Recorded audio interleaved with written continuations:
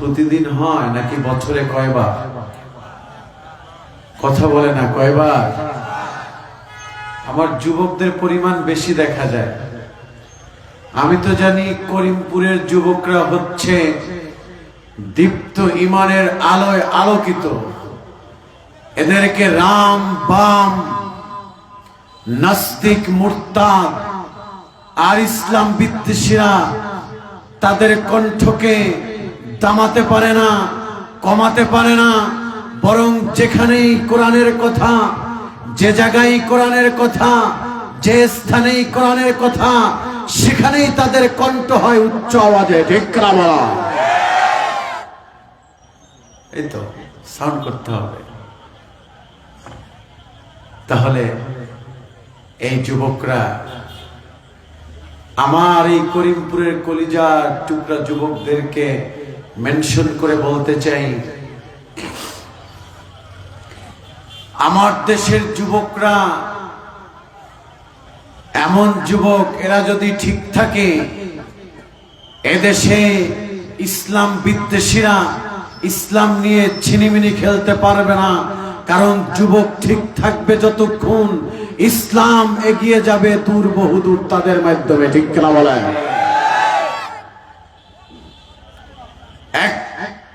একটা যুবক এদিক সেদিক ঘোরাফেরা করবে না, এটি আমার আবদার। কারণ আমি বিশ্বাস করি, আমি বিলিভ করি যে আমার দেশের যুবকরা যদি একবার জেগে যায়, একটা জাতি জেগে যাবে। ঠিক কেনা বলেন? এ কারণে আমিও যুবক মানুষ। আমি চাই আমার কলিজার টুকরা সব যুবকগুলো এখানে অ্যাচিভ থাকবে, এখানে উপস্থিত থাকবে, কথা শুনবে। রাজি আছি তো? রাজি আছি তো? ইনশাআল্লাহ। ভাই ইকো বন্ধ করে দেন। ইকো রিভার্ব বলছি, ইকো বলিনি। ইকো অফ করে দেন সম্মানিত সুধী। তাহলে নবী বলেছেন, দুনিয়াতে এক একটি মাজালিসুল জিকির হচ্ছে জান্নাতে যাওয়ার ক্লাস। এখানে বসলে জীবনের গুনাহ মাফ হয়, এখানে বসলে ইমানের আলোয় মানুষ আলোকিত হয়। আল্লাহর হাবিবের জলিলুল কদর সাহাবী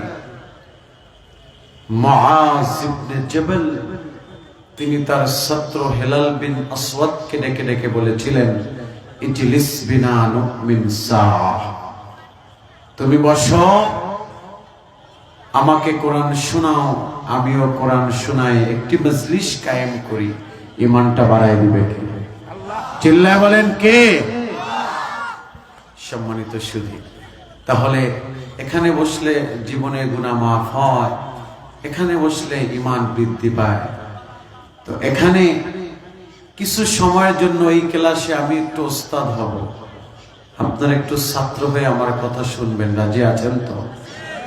রাজি আছেন? নাকি মুরব্বী বাবারা রাগ করবেন যে হুজুরের বয়স তো আমার নাতির থেকেও কম, সে আবার ওস্তাদ হয় কিভাবে? আমি বলবো, বাপ যতই রাগ করেন, কথা আমার শোনাই লাগবে কিছু সময় ইনশাআল্লাহ। তাহলে আমরা আমাদের ক্লাস শুরু করতে পারি। ইন্নাল হামদুলিল্লাহ, আলহামদুলিল্লাহিল আকরামিল্লাযী খালাকাল ইনসান ওয়া কাররামা ওয়া আল্লামাহু মিনাল বায়ানি মা লাম ইয়ালাম ফাসুবহানাল্লাযী লা ইহসা ইমতিনালুহু বিল্লিসান ওয়ালা বিলকলম নাশহাদু আন লা ইলাহা ইল্লাল্লাহুল الحي القيوم الذي لا تأخذه سنة ولا نوم فقد قال الله تعالى في كلامه المجيد وفيه فرقان القديم সকলে আমার সাথে উচ্চ আওয়াজ তুলে ঠোঁট মিলিয়ে পড়ুন আউযু বিল্লাহি মিনাশ শাইতানির রাজিম বিসমিল্লাহির রাহমানির রাহিম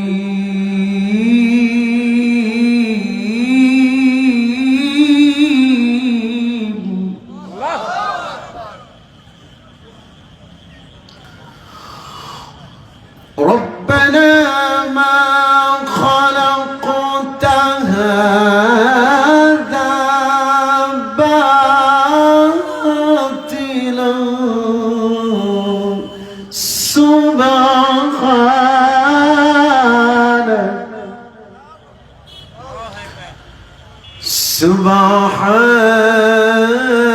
سبحانك فقنا عذاب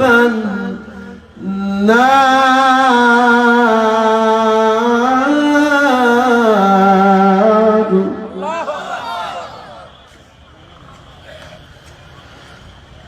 الله أكبر ولله الحمد بسم الله الرحمن الرحيم ألف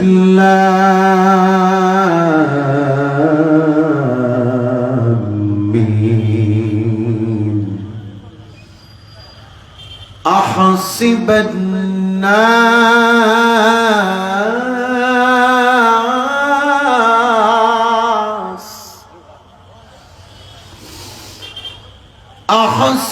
الناس أن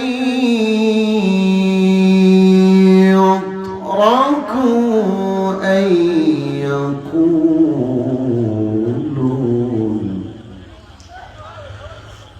أن يقولوا آمنا وهم لا يفتنون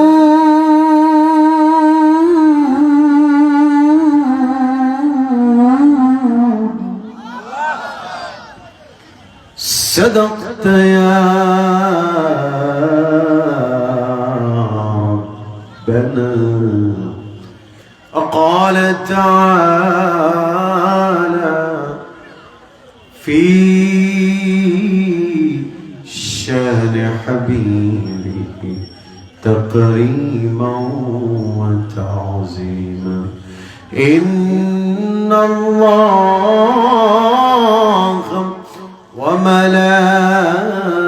وملائكته يصلون على النبي يا أيها الذين آمنوا صلوا عليه وسلموا تسليما اللهم صل على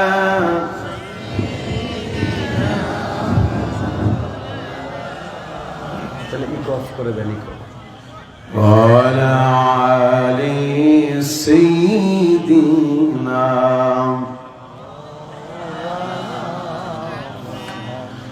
আমি যদি কখনো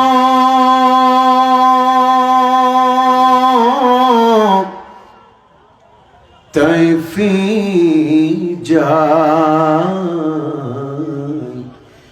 বলবো মাটিকে ডেকে নবীজির খুন ছড়ালে কোথায়, বলে দাও তাই আজ আমাকে প্রতিশোধের দাবানো জ্বালাবো হেথায়। আল্লাহুম্মা সাল্লি আলা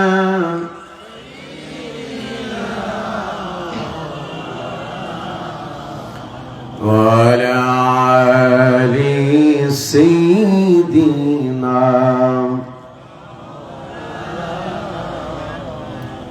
আপনাদের দুরূদ পড়তে কষ্ট হয়? একটু সবাই বলেন না, কষ্ট হচ্ছে? কেন কষ্ট হবে?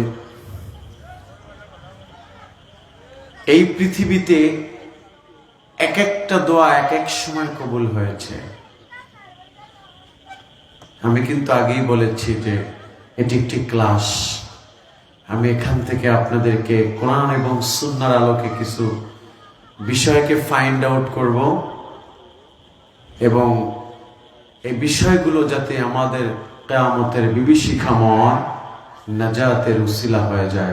আমিন। তো এ কারণে মনোযোগ লাগবে। পৃথিবীতে এক একটা দোয়া এক এক সময় কবুল হয়েছে। যদি বলেন হুজুর, ফর এক্সাম্পল বাবা আদম,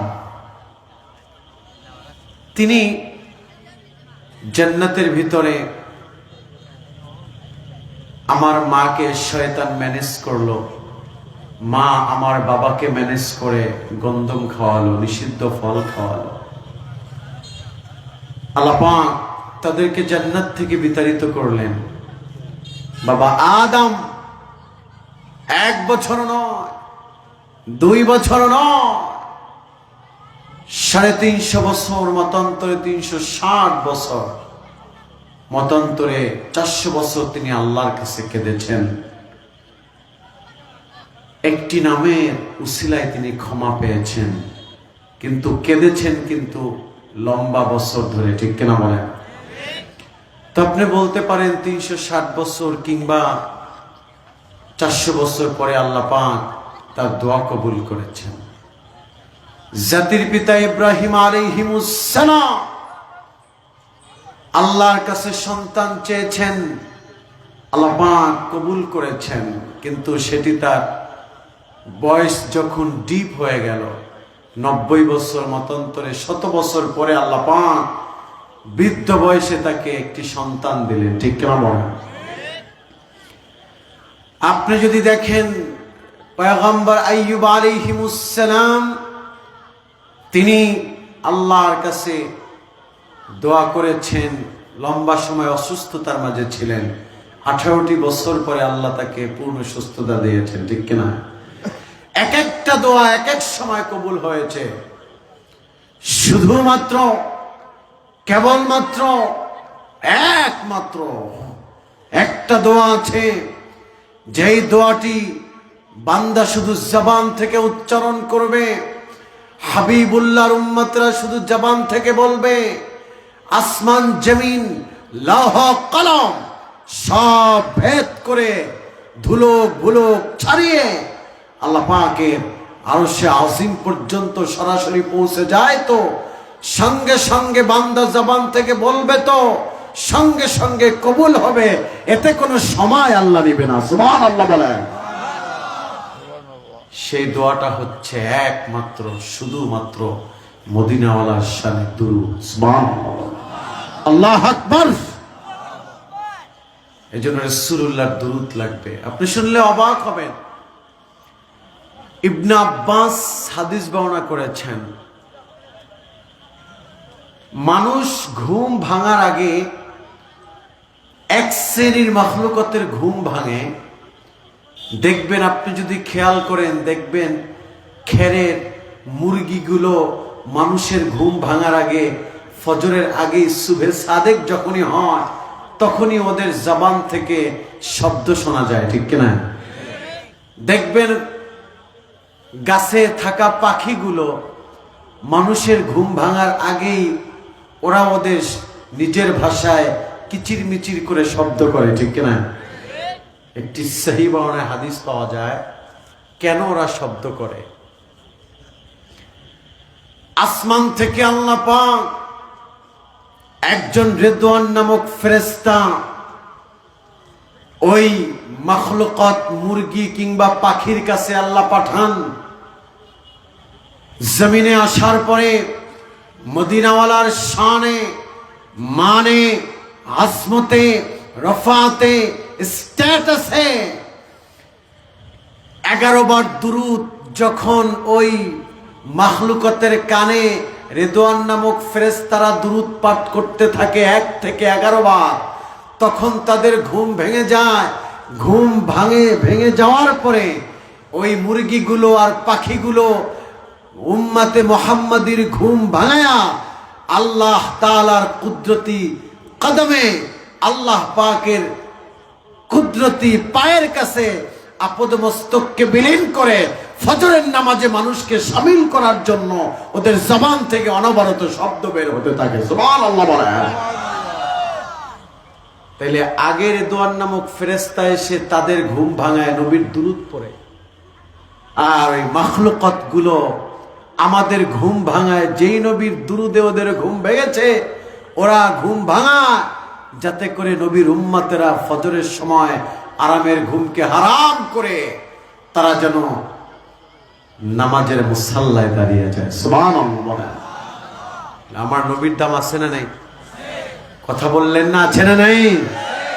আছে। যেই নবীর এত দাম, এত শান, এত মান, সেই নবীর দুরূদটাও তো অনেক সাউন্ড করে করা উচিত, ঠিক কিনা বলেন?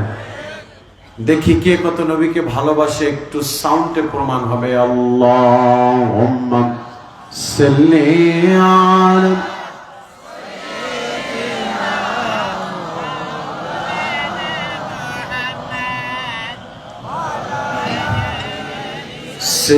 সাইয়্যিদিনা। জিকির করি লা ইলাহা ইল্লাল্লাহ, লা ইলাহা মাশাআল্লাহ, লা ইলাহা ইল্লাল্লাহ, লা ইলাহা। যাদের মনে আছে আল্লাহর ভয়, আল্লাহ আল্লাহ সব সময়, যাদের দিলে আছে আল্লাহর ভয়, আল্লাহ আল্লাহ সব সময়, দুনিয়াদারি ভালো লাগে না, আহার নিদ্রা ভালো লাগে না, ভালো লাগে শুধু জিকির আল্লাহ, ভালো লাগে শুধু জিকির আল্লাহর, লা ইলাহা লা ইলাহা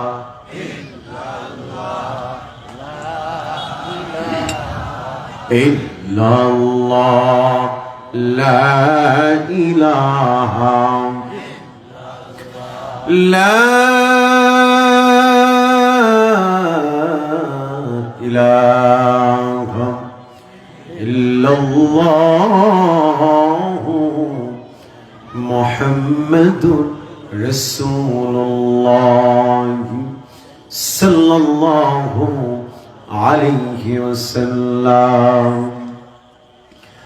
قالوا سبحانك لا علم لنا إلا ما علمتنا إنك أنت العليم الحكيم ঈমানের পথে অবিচল থেকে আমার মরণ যেন হয় কোরআনের পথে অবিচল থেকে আমার মরণ যেন হয় তোমারি কাছে মিনতি আমার তোমারি কাছে মিনতি আমার ও গো মহামহিয়ান কোরআনের পথে অবিচল থেকে আমার মরণ যেন হয় ঈমানের পথে অবিচল থেকে আমার মরণ যেন হয় পড়েন আমিন আর মোহাব্বতে পড়েন আমিন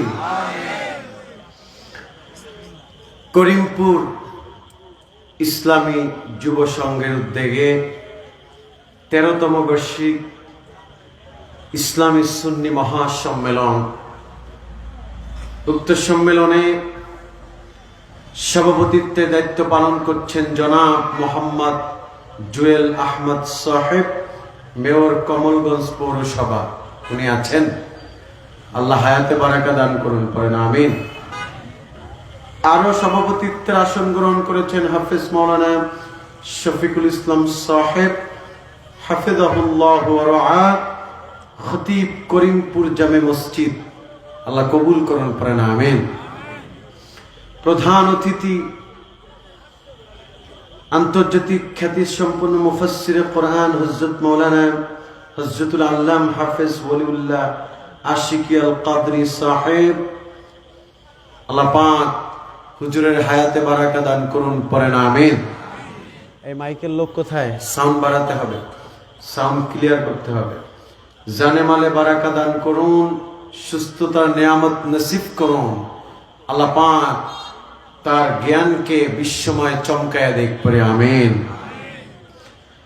আমাকে রেখেছেন শুকরিয়া আমার আগে কথা বলেছেন বিশেষ অতিথি হযরত মাওলানা ওসমান গনি আল মুজাহিদি সাহেব আল্লাহ পাক অসংখ্য ওলামায়ে কেরাম কথা বলেছেন যত ওলামায়ে কেরাম কথা বলেছেন আল্লাহ পাক সকলের হায়াতে বারাকা দান করুন কথাগুলো in the day of judgement কিয়ামতের বিভীষিকাময় কঠিন মুসিবতে কথাগুলো নাজাতের জারিয়া করুন পড়েন আমিন সম্মানিত সুধী আমার খুব ভালো লাগছে যে আমার সামনে যতগুলোই অডিয়েন্স আছে যত জুনি অডিয়েন্স আছে ম্যাক্সিমাম যুবক দেখা যায় আলহামদুলিল্লাহ কারণ আমিও যুবক আমার অডিয়েন্সও যুবক আজকে আলোচনা হবে 100 ঠিক কিনা বলেন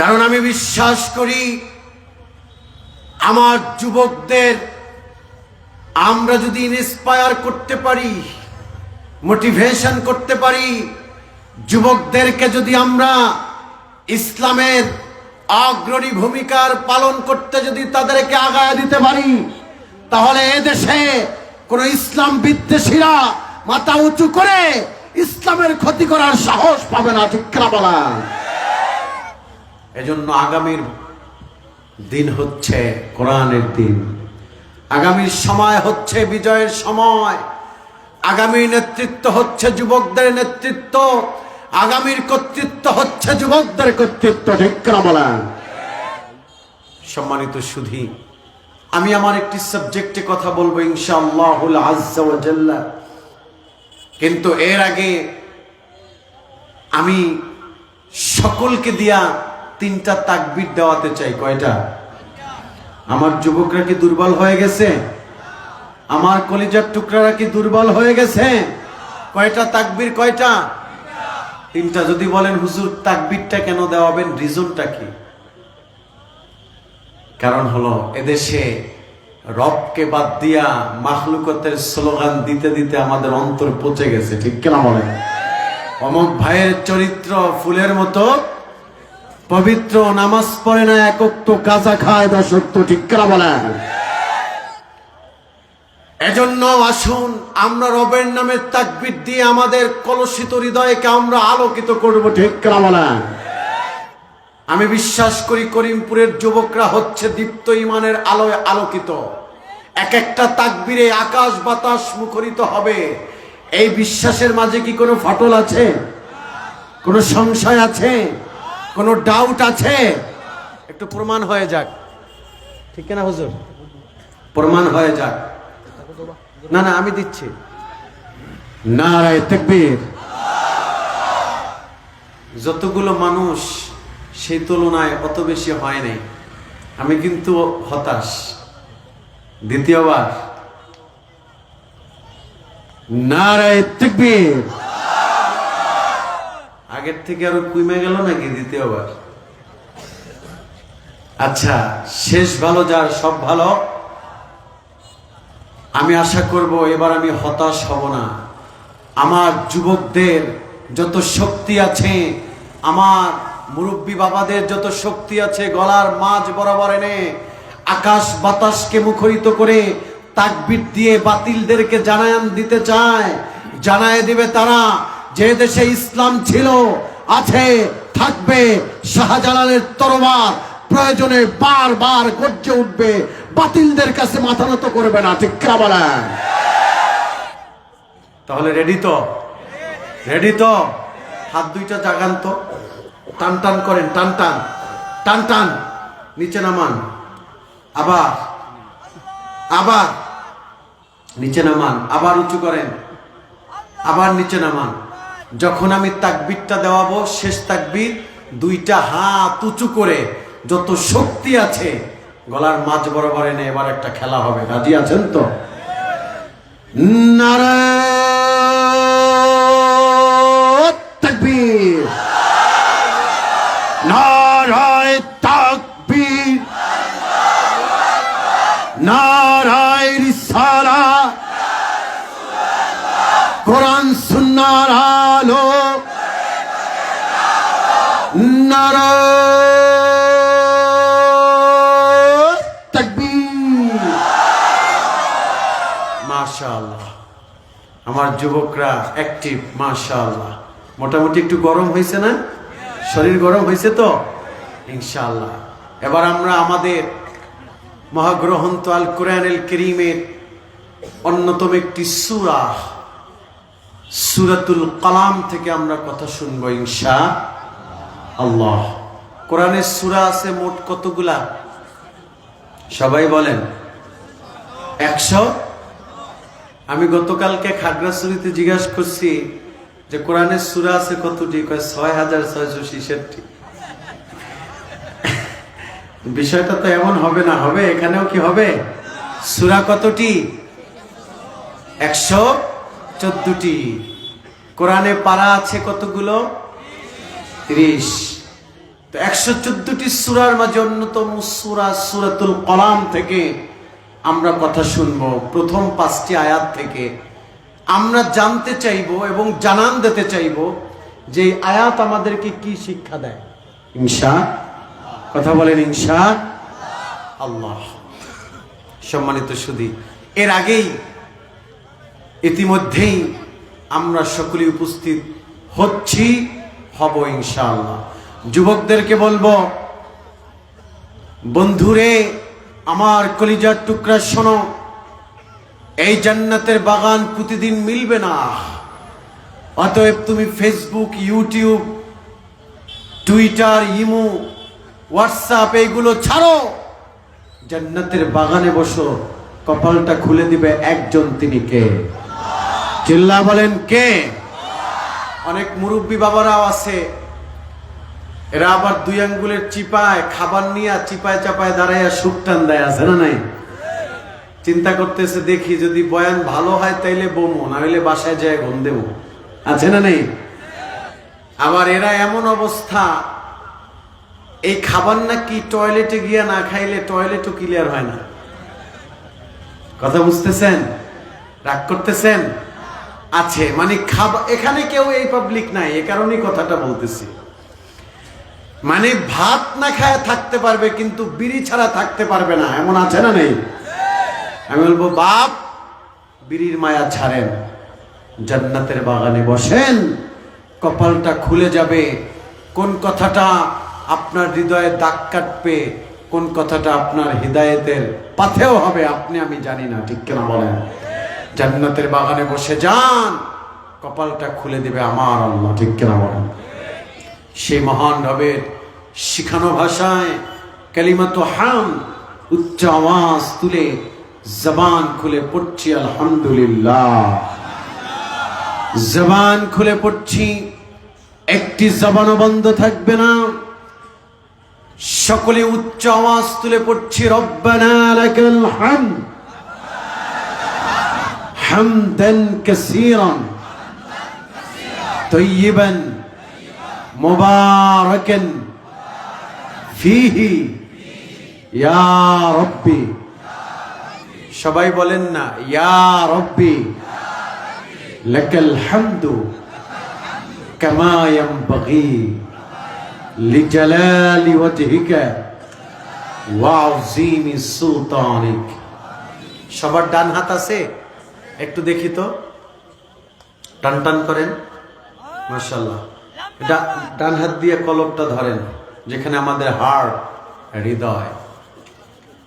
ওই গুনাহটার কথা স্মরণ করেন, যে গুনার খবর পৃথিবীর কেউ জানে না। স্ত্রীর গুনার খবর স্বামী জানে না, স্বামীর গুনার খবর স্ত্রী জানে না। যদি জানতো কোনদিন সংসার করতে পারত না, ঠিক না? স্বামী স্ত্রীর গুনার খবর সন্তান জানে না, যদি জানতো সন্তান কোনদিন আব্বা আম্মা বলে ডাক দিত না, ঠিক না বলে? ইমাম সাহেবের গুনার খবর মুসল্লি জানে না, যদি জানতো ইমামকে মেহরাব থেকে লাথি মেরে বাহিরে ফেলে দিত। মুসল্লির গুনার খবর ইমাম সাহেব জানে না, যদি জানতো এই মসজিদে কোনদিন নামাজ পড়াতো না, ঠিক কিনা বলেন? সব গোপন গুনার কথা, কম্বলের নিচের গুনার কথা, গভীর রাতের গুনার কথা, টেবিলের নিচ দিয়া খাওয়া গুনার কথা একজন জানেন, একজন দেখেন, একজন বোঝেন, তিনি কে? চিল্লা বলতে হবে কে? সে রবের দিকে মোতাওয়াজ্জু হয়ে পড়েন, লাকাল হামদু বিল ঈমান, লাকাল হামদু বিল ইসলাম, লাকাল হামদু বিল কোরআন। আলহামদুলিল্লাহ। লক্ষ কোটি দুরূদ এবং সালাম নবিয়ুনা হাবিবুনা কুদওয়াতুনা ওয়াদআতুনা সাইয়্যিদুস সাকালাইন ইমামুল মুরসালিন আফতাব নবুওয়া শাহনশাহে রিসালাত সাকিয়ে কাউসার মদিনা কা তাজদার হাবিবে কিবরিয়া সুলতানে মদিনা মুহাম্মদুর রাসূলুল্লাহ সাল্লাল্লাহু আলাইহি ওয়াসাল্লামের জান্নাতি কদম মোবারকে মহব্বতে পড়ছি সাল্লাল্লাহু আলাইহি ওয়াসাল্লাম। সম্মানিত সুধী, আমি আমার কোরআনুল কারীমের সূরাতুল কলামের আলোকে আমি কথা শোনাতে চাই, কিন্তু এর আগে আপনাদের কাছ থেকে দুইটা জিনিস ভিক্ষা চাই। কয়টা? দুইটা জিনিস আমাকে ভিক্ষা দিবেন। এক, আপনাদের অ্যাটেনশন, মনোযোগ। দুই, একটু টাইম, সময় আমাকে দিবেন। এক, সময় দিবেন। দুই, মনোযোগ দিবেন। একটু দিবেন, আমাকে ভিক্ষা করবেন। দিবেন তো? ইনশাআল্লাহ দিবেন তো? আসুন আমরা কোরআনুল কারীমে সূরাতুল কলাম থেকে কথা শুনি। আমার সাথে সকলেই ঠোঁট মিলিয়ে পড়ুন আউযু বিল্লাহি মিনাশ শাইতানির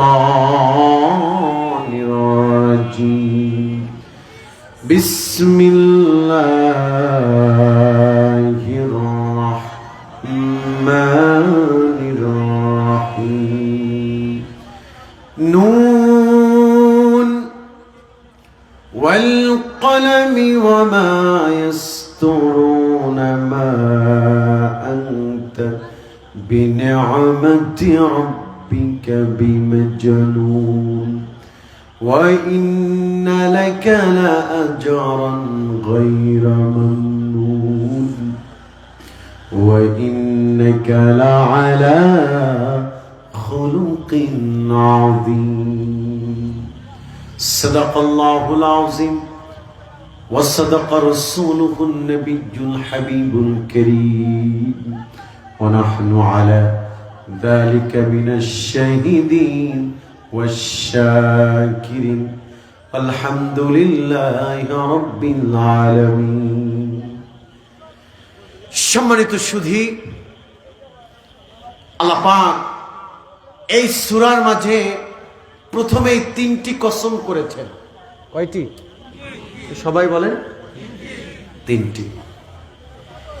এই দুনিয়াতে আমরা কোনো কিছু কাউকে বিশ্বাস করাতে গেলে আমরা আগে আমার বিষয়টাকে তুলে তারপরে কসম করাই। খুব মনোযোগ লাগবে। এখন একদম খরগোশের মতো কান খাড়া করা লাগবে, কারণ এখানে অডিয়েন্স ম্যাক্সিমাম আমার যুবক। আমি যুবকদেরকে যদি একটা মেসেজ দিয়ে যেতে না পারি তাহলে মানুষ হিসাবে আমার কাছে ভালো লাগবে না। এ কারণে আমি চাচ্ছি আমার যুবক কলিজার টুকরারা, আমার বন্ধুরা আমার কথাগুলো শুনবে ইনশাআল্লাহ। আল্লাহ পাক তিনটি কসম করেছেন, কিন্তু আগে আল্লাহ কিছুই বলেন নাই। দুনিয়াতে মানুষ কসম করতে গেলে আগে তার বিষয়টাকে উত্থাপন করে, এরপরে কসম করে। আর আমার আল্লাহ কিছুই বললেন না, আগেই তিনটা কসম করলেন। এবং কসম করার পরে আল্লাহ কি বলতে চায়, কি বুঝাতে চায় একটু জানার দরকার আছে না? একটু বোঝার দরকার আছে না নেই? এক নাম্বার কসম করলেন আল্লাহ পাক, নুনের কসম করলেন। নুন, এই নুনকে বলা হয় হুরুফুল মুকাত্তাআত। এই নুনের অর্থ আল্লাহু আ'লামু বিমুরাদিহি। এটার অর্থ রব তার হাবিবুল্লাহ তারাই ভালো জানে। এর অর্থ পৃথিবীর কোনো কেউই জানে না। এটার অর্থ আল্লাহ এবং তার রাসূল ভালো জানেন। এক নম্বরে আল্লাহ হুরুফুল মুকাত্তাআতের কসম কেন কাটলেন? এখানে একটা চিন্তার বিষয় আছে। আজকে আমরা বলি ডিজিটাল বাংলাদেশ, আজকে আমরা বলি পৃথিবী আজ সফলতার, আধুনিকতার উচ্চ শিখরে পৌঁছে গিয়েছে। আজ আমরা কথা বলি যে বিজ্ঞান আজ সমুন্নত হয়েছে। আজকে আমরা কথা বলি ইসলাম, বিজ্ঞান, তথ্য প্রযুক্তি সমুন্নত হয়ে গেছে। আল্লাহ পাক বিশেষ করে যারা বিজ্ঞান নিয়ে বড়াই করে, প্রযুক্তি নিয়ে বড়াই করে, আল্লাহ যেন এদের কাছে এই হুরুফুল মুকাত্তাআতের চ্যালেঞ্জ ছুড়ে দিলেন। আল্লাহ কয়, বেটা ডিজিটাল বাংলাদেশ বাংলাদেশ করস আর অনেক কিছু জানো, অনেক বিজ্ঞানময় তোমরা, তাহলে আমি আল্লাহ একটা চ্যালেঞ্জ দিলাম। আমি একটা নুন দিলাম তোমাদের মাঝে, আলিফ লাম মিম দিলাম, ত হা দিলাম, আইন সিন কফ দিলাম, ইয়া সিন দিলাম, হুরুফুল মুকাত্তাআত দিলাম। পৃথিবীর তামাম মানুষ মিলে, বিশেষজ্ঞ, দার্শনিক, কলামিস্ট সব মিলে পারলে আমার এই হুরুফুল মুকাত্তাআতের একটা অর্থ করে দেখাও। সুবহানাল্লাহ বলেন। আমরা বলছি আল্লাহ আমরা দুর্বল, আমরা পারবো না। আল্লাহ বলে তাহলে ডিজিটাল ডিজিটাল বলে আর প্রযুক্তির বড়াই করে মাস্তানি করিস না, আপদমস্তককে রবের কাছে বিলীন করে দে আর বল, আল্লাহ আপনার সব ক্ষমতার মালিক আপনি, আল্লাহ আপনি আজিজুল হাকিম, প্রক্রমশালী, আপনিই প্রজ্ঞাময়, আর আমি রবের কাছে শুকরিয়া আদায় করে পড়ো আলহামদুলিল্লাহ। চিল্লায় পড়েন আলহামদুলিল্লাহ। তাহলে 1 নাম্বার কসম করলেন কিসের? নুনের। বলেন সবাই কিসের? নুনের। নাম্বার 2 হলো, 2 নাম্বার কসম করলেন ওয়াল কলম। খুব মনোযোগ। 2 নম্বরে কসম করলেন কলমের। কিসের? কলমের কসম করলেন। কলম চিনেন তো আপনারা? আল্লামা ফখরুদ্দিন রাজি, ইমামে ফখরুদ্দিন রাজি, তিনি তাফসিরে লিখেছেন, এই আয়াতের তাফসির করতে গিয়ে তিনি লিখেছেন যে মানব সৃষ্টির, তিনি হাদিস টেনেছেন, সহিহ সনদের হাদিস। তিনি বলেছেন মানব সৃষ্টির 50,000 বছর আগে মানুষের তাকদীরকে লিপিবদ্ধ করা হয়েছে। সুবহানাল্লাহ। এই বলেন না কত বছর? মানব সৃষ্টির 50,000 বছর আগে মানুষের তাকদীরকে আল্লাহ লিপিবদ্ধ করেছেন কলম দিয়ে। এখন আপনি এখানে একটা প্রশ্ন করতে পারেন, হুজুর কলম দিয়া যদি মানুষ পৃথিবীতে আসার আগেই যদি তাকদীরকে লিপিবদ্ধ করা হয়, তাহলে দুনিয়াতে এত কষ্ট করে, এত আয়োজন করে, এত ত্যাগ তিতিক্ষা করে চলার দরকার কি? কপালে যা আছে তা তো হবেই। কিন্তু না, আত-তাকদিরু লা ইয়ারুদ্দু ইল্লা ফিদ-দুআ। তুমি জানো না তোমার তাকদিরে কি লেখা আছে গোলাম? তুমি জানো না কি লেখা আছে? তোমার তাকদিরে লেখা ছিল তুমি আগামী সপ্তাহে তোমার স্ত্রী, সন্তান, সন্ততি নিয়ে তুমি উমরা হজের জন্য যাবে, কিন্তু তুমি আজকে মাহফিলের দিনে এত ফজিলতপূর্ণ সময়ে এমন একটা কাজ তুমি আল্লাহর সাথে করেছো, আল্লাহ বেজার হয়ে ফেরেশতাকে বলছে ওর কপালে লেখা ছিল হজ করবে, ওটাকে কেটে লিখে দে 3 দিন পরে ও গাড়ি অ্যাক্সিডেন্ট করে মরবে। নাউজুবিল্লাহ।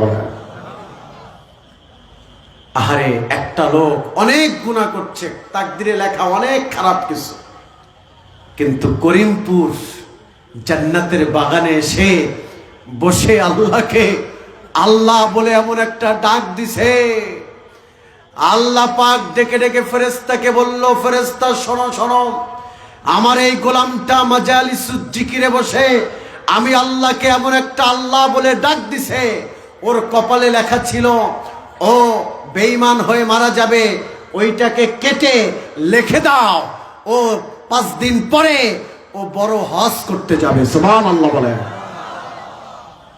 তাহলে কর্মের মাধ্যমে তাকদীর পরিবর্তন হয়, ঠিক কিনা বলেন?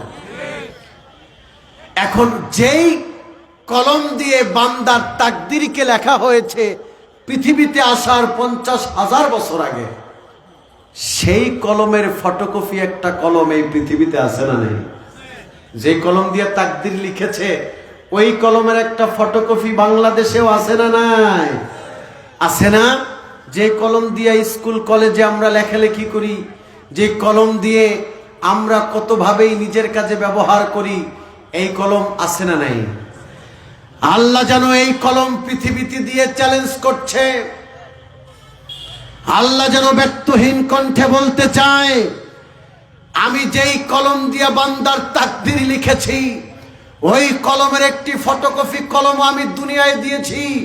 আমি আল্লাহ দেখব এই কলম দিয়ে কারা টেন্ডারবাজি করে, কারা চাঁদাবাজি করে, কারা অপরের হক নষ্ট করে, কারা কাইটা সাইটা নিজের পেটে ঢুকায়, কারা টেবিলের নিচ দিয়া চাকরির বদলে মাল খায়, কারা কলমের খোসায় দোষী মানুষকে নির্দোষ বানায়, নির্দোষ মানুষকে দোষী বানায়, কারা মানুষের বয়স্ক ভাতা পার্লামেন্ট থেকে বরাদ্দ হয় কাইটা সাইটা নিজের পেটে ঢুকায়, এরপর আর পেট ভরে না, ঠিক কা বলায়?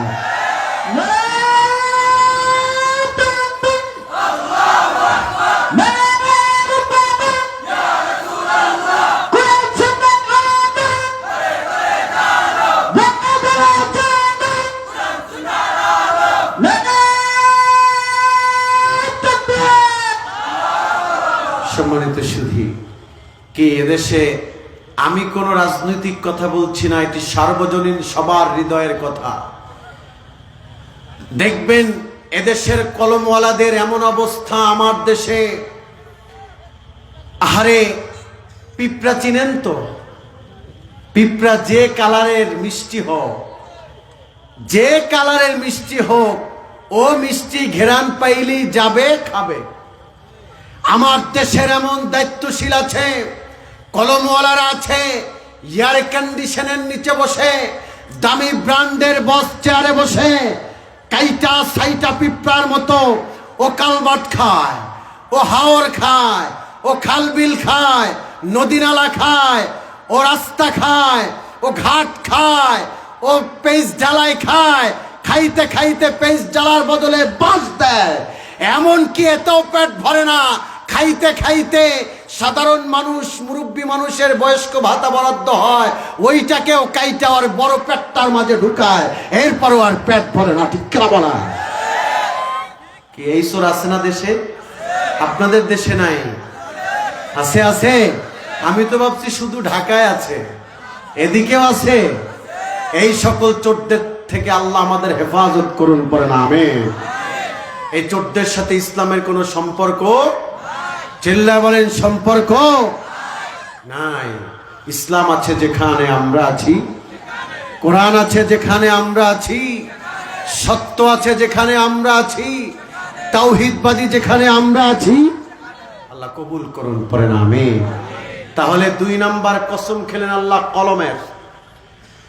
যারা কলমকে দুনিয়াতে খারাপ কাজে ব্যবহার করেছে, কলম দিয়া যারা অনৈতিকতা করেছে, আল্লাহ বলেন in the day of judgement, কিয়ামতের বিভীষিকাময় আমি আল্লাহর কোনো আমল দেখব না। আমি আল্লাহ সেদিন ওর প্রথম কলমের মামলা আমি দেখব। কলমের মামলায় যদিও ফেসে যায়, আমি আল্লাহকে লাথি মেরে জাহান্নামে ফেলে দিব। অন্য আমল তালাশ করার কোনো সুযোগই আমার কাছে থাকবে না। আল্লাহু আকবার। এজন্য কলমের মামলা খুব খারাপ। যারা কলমের দায়িত্বে আছে, কলম দিয়া ইচ্ছা করলেই আপনি যা মন চায় তা করতে পারবেন না। ঠিক না? তাহলে কসম গেল কয়টা? যুবক ভাইয়েরা বলেন না কয়টা? 2টা। 1 নাম্বার নুনের কসম, 2 নম্বরে সবাই বলেন কলম। কলমের বিষয়ে সাবধান থাকবেন, অ্যালার্ট থাকবেন। যারা ওজনে কম দেন, যারা বাকির খাতায় 1 টাকার জায়গায় 10 টাকা লিখে রাখেন, কিয়ামতের ময়দানে আল্লাহ টুটি চেপে ধরবেন। সেদিন সব আমল পরে কলমের মামলায় যারা ফেসে যাবে, ওরে লাথি মেরে জাহান্নামে ফেলে দিবে। ঠিক না বলেন? সম্মানিত সুধী, নাম্বার 3 ওয়াল কলাম ওয়া মা ইয়াসতুরুন। নাম্বার 3 হলো, এখানে ইমামে খাজেন, ইমামে কাস্তালানিরা বলেছেন, এমনকি মোল্লা আলী কারিও বলেছেন, তারা বলেছেন যে ওয়া মা ইয়াসতুরুন দ্বারা আল্লাহ কসম করেছেন ফেরেশতাদের, যারা কলম দিয়ে বান্দার তাকদীর লিখেছে। আবার কোন কোন মুফাসসির বলেছেন এখানে কসম করেছেন আল্লাহ পাক সরাসরি তাকদীরের কসম করেছেন। আল্লাহু আকবার। ম্যাক্সিমাম মুফাসসির বলেছেন এখানে কসম করেছেন ফেরেশতাদের, যেই ফেরেশতারা কলম দিয়ে বান্দার তাকদীর লিখেছেন। সুবহানাল্লাহ বলেন। আপনাদের কি কষ্ট হচ্ছে? কথা বলেন। এতগুলো মানুষ কথা বলছেন না, আমি কি আপনাদের আঘাত দিয়ে ফেললাম? রাগ করে ফেলছেন? রাগ যতই করেন, হকের কথা বলেই যাব। শুধু আজকে সুন্নিয়াতের নাম দিয়ে আমরা চলবো, হকের কথা বলবো না, এটা হতে পারে না। সুন্নিয়াত সেটাকেই বলে। সুন্নি তারাই হতে পারে যারা দিন কায়েমের লক্ষ্যে অগ্রণী ভূমিকা পালন করে, যাদের জীবন চলে যাবে তো যাবে, কিন্তু আল্লাহর হাবিবের আত্মা একটা সুন্নাত তার জীবন থেকে মাইনাস হবে না। ঠিক কিনা বলেন? খালি বেটা সুন্নি নাম দিয়ে আকাম কুকাম যা আছে সব করে। ঠিক কিনা বলেন? এই ভণ্ড সুন্নিদের সাথে আমাদের সম্পর্ক নাই। যারা একতারা বাজায়, দোতারা বাজায়, সেতারা বাজায়, যারা কবরে সেজদা দেয়, কবরে পূজা করে, পীরের পায়ে সেজদা দেয়, এই সকল মুশরিকদের সাথে আমাদের সম্পর্ক নাই। আমরা ওই সকল আল্লাহর ওলিদের সাথে আছি। আলাবাতুল কারাবাতুল আউলিয়া এ কারামাতুল হাক্কুন, যারা এদেশে পথ ভোলা মানুষদেরকে পথ দেখিয়েছে, যারা অন্ধকারাচ্ছন্ন মানুষদেরকে আলোর দিশা দিয়েছে। শাহজালাল, শাহপরান, শাহ খানজান আলী, শাহ ফতে আলী, শাহ মখদুম, ফুরফুরা, জৈনপুর, সোনাকান্দা, আহারে অসংখ্য অগণিত হক দরবার আছে না নাই? কথা বলেন আছে না নাই? আপনাদের সিলেটে একটাই তো নিদর্শন, একটা নিদর্শন দেখলেই তো মুখ অফ, সেটা হচ্ছে ফুলতলি সাহেব বাড়ি। ঠিক কেন বলেন? সাহেব বাড়িতে কোনো পীর পূজা চলে না, পীরের পায়ে সেজদা চলে না। সাহেব বাড়িতে গিয়ে বাবার মাজারের পাশে গিয়ে সন্তান চায় না। ঠিক কেন বলেন? দেখবেন এই ভণ্ডগুলো হক্কানি রব্বানি পীর মাশায়েখদের ইজ্জত নষ্ট করছে। আজকে ও মোস না কাটতে কাটতে মোস মোড়াইয়া উপরে উঠে, গোসল না করতে করতে চুলের ভিতরে জট পড়া যায়, নাচতে নাচতে লঙ্গি খুইলা যায়, আর কয় বাবার মাল আছে। মাল যা আছে ওটা সব মানুষে দেখে। ঠিক কেনা বলে? আবার কিছু বাবার দরবার আছে, সেখানে বাবায় গোসল করলে পানি বোতলে আইনা তারপর খায়। নাউজুবিল্লাহ। এই সকল ভণ্ডদের সাথে আমাদের সম্পর্ক নাই। ঠিক কেনা বলেন? আমরা হক্কানি রব্বানি পীর মাশায়েখদের সাথে থাকব, কারণ তারা হচ্ছেন ইদা তাজাররাদাতিন নুফুসিল কুদুসিয়া ইত্তাখাযাত ইলাল মালাইল আলা। এই আল্লাহর ওলিরা হচ্ছে মান কানা মুমিনান তাকিয়া কানা লিল্লাহি ওয়ালিয়্যা। আল্লাহু আকবার। এরা হচ্ছে তারা যারা গভীর রজনীতে রাতের বেলায় দাঁড়িয়ে সেজদায় অবনত হয়, দুইটা চোখের পানি ছেড়ে দেয়, আর দিনের বেলা মাজলুমদের পক্ষে থাকে, এতিমদের মুখে খাবার তুলে দেয়, আর অসহায় মানুষের পাশে দাঁড়ায়। ঠিক কেনা বলেন? পীর কাকে বলে? আহা, আবার পাম দিতেছি না এটা বুঝেন না। আমি সারছি না একটা দরবার, আপনার নাম শুনছেন, আমি ওই দরবারের সাথে সম্পৃক্ত, ফুরফুরা সিলসিলা। কিন্তু দেখেন, আমি মাঝে মাঝে কিছু ভিডিও দেখি সাহেব বাড়ির। আল্লাহ, বড় সাহেব যা করে বাচ্চাদেরকে নিয়ে, এতিমদেরকে নিয়ে। এদেশে পীরদের জন্য এটা বড় একটি নিদর্শন।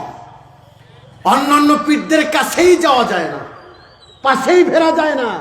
আর আপনাদের সাহেব বাড়ি বড় সাহেব, তিনি এতিমদেরকে গা ডইলা দেয়, মুখে খাবার তুলে দেয়, বুকে টানে, চুমু দেয়, অসহায় বিধবা নারীদেরকে সর্বদা তাদেরকে হেল্প সহযোগিতা করে। ঠিক কেন বলেন? এই জন্য আপনাদের সরোয়া সরেয়ার মতো কখার মতো বোঝাবার কিছু নেই। এই কথাগুলো আরো কঠিন করে বলি আমরা যখন সিলেট ছাড়া অন্যান্য বিভাগে যাই, কারণ সিলেটের মানুষ জানে ভণ্ড দরবার কোনটা আর হক দরবার কোনটা। ঠিক কিনা বলা? সম্মানিত সুধী, সম্মানিত উপস্থিতি, এ কারণে সর্বদা আল্লাহর ওলিদের কাছে থাকবেন, পাশে থাকবেন। আমরা ওই ব্যক্তিদের সাথেও নাই যারা আল্লাহর ওলিদেরকে মানতে চায় না, আল্লাহ ওয়ালাদের বিরোধিতা করে, পীর মুরিদের বিষয়টাকে শিরিক বলে, 20 টাকাত তারাবিকে 8 টাকাত বলে, নামাজের শেষে মোনাজাতকে যারা ডিনাই করতে চায়, অ্যাভয়েড করতে চায়, যারা মাজার জিয়ারতকে কবর পূজা বলতে চায়, যারা মাযহাবকে বেদাত বলতে চায়, এই সকল ইজ্জেলদের ডলার খাওয়া শায়েখদের সাথে আমাদের সম্পর্ক নাই। আবার এদিকে যারা হক্কানি পীর মাশায়েখদের নাম দিয়া ভণ্ডামি করে, এদের সাথে আমাদের সম্পর্ক নাই। ঠিক কিনা বলা?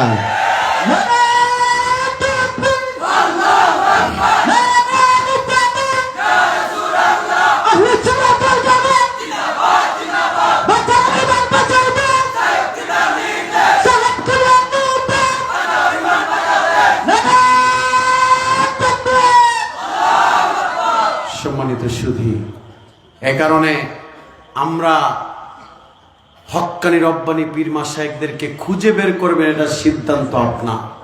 আপনি ডিসাইড করবেন আপনার রাহাবার কে হবে। ঠিক কিনা বলেন? এজন্য অ্যালার্ট থাকবেন, সর্বদা সচেতন থাকবেন। আল্লাহ আমাদের সকলকে কবুল করুন, মঞ্জুর করুন, পড়েন আমিন।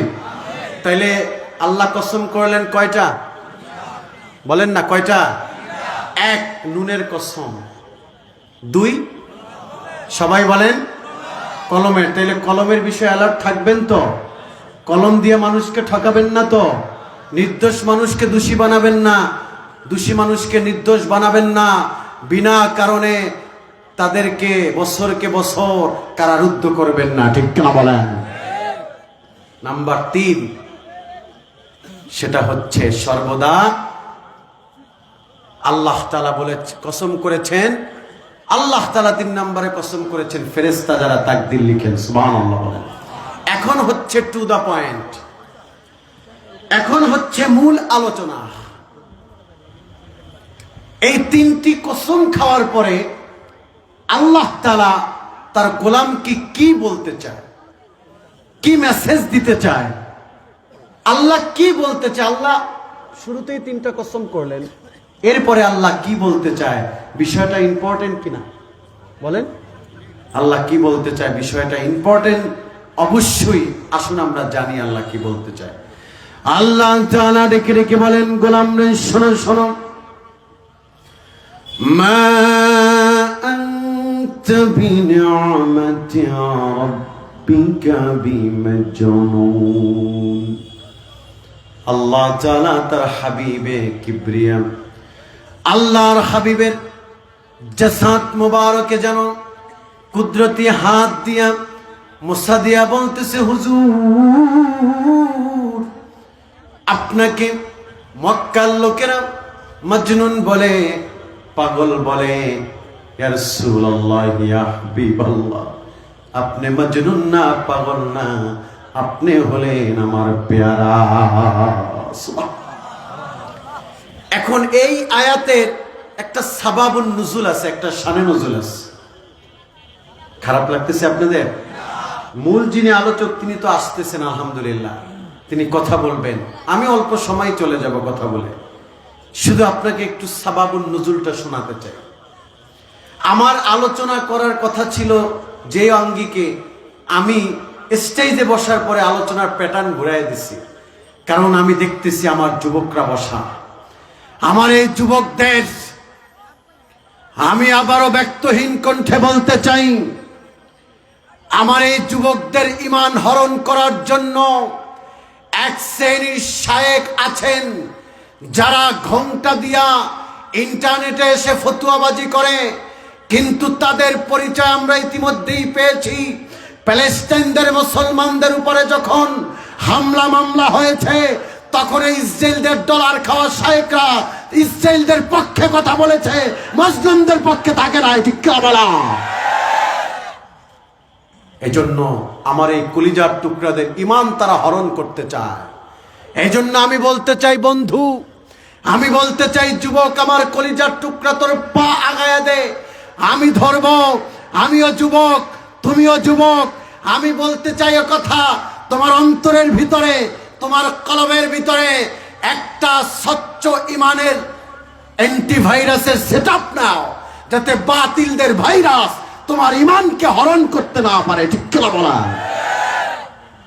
কারণ আজকে তাদের মিশন হলো তারা রাসূল প্রেম, আল্লাহর হাবিবের আজমতকে অন্তর থেকে সরাতে চায়, ঠিক কিনা বলেন? এই জন্য অনেক সময় দেখবেন, অনেক ক্ষেত্রেই দেখবেন যে আল্লাহর হাবিবের আজমত নিয়ে তারা কথা বলে, আল্লাহর হাবিবের শানে তারা বেয়াদবিমূলক কথা বলে, ঠিক কিনা বলেন? সম্মানিত সুধী, এই জন্য যুবকদের অ্যালার্ট থাকতে হবে। কারণ এই যুবকরা, মুরব্বীরা যখন থাকবে না, এরাই দেশের নেতৃত্ব আর কর্তৃত্বের স্থানে থাকবে। এদের ঈমান যদি তারা হরণ করে, তাহলে এদেশ অচল হয়ে পড়বে, মানুষ আবারও দিক বিদিকে ছুটবে, ইসলামের পথ খুঁজে পাবে না, ঠিক কিনা বলে? সম্মানিত সুধী, শোনেন, সাবাবুন নুজুল হলো আল্লাহর হাবিব নূর নবীজি আমার সাল্লাল্লাহু আলাইহি ওয়াসাল্লাম, তিনি যখন, আমি কিন্তু সাবাবুন নুজুলটা বলতেছি, শানে নজুল আয়াত নাজিল হওয়ার প্রেক্ষাপটটা বলতেছি। নবীকে কেন আল্লাহ বললেন মা আনতা বিনিআমাতি রাব্বিকা বিমাজনুন? আল্লাহর হাবিবের উপরে ততক্ষণ পর্যন্ত আরবের মানুষেরা খুশি ছিল যতক্ষণ পর্যন্ত রাসূলুল্লাহ কালিমার কথা বলে নাই।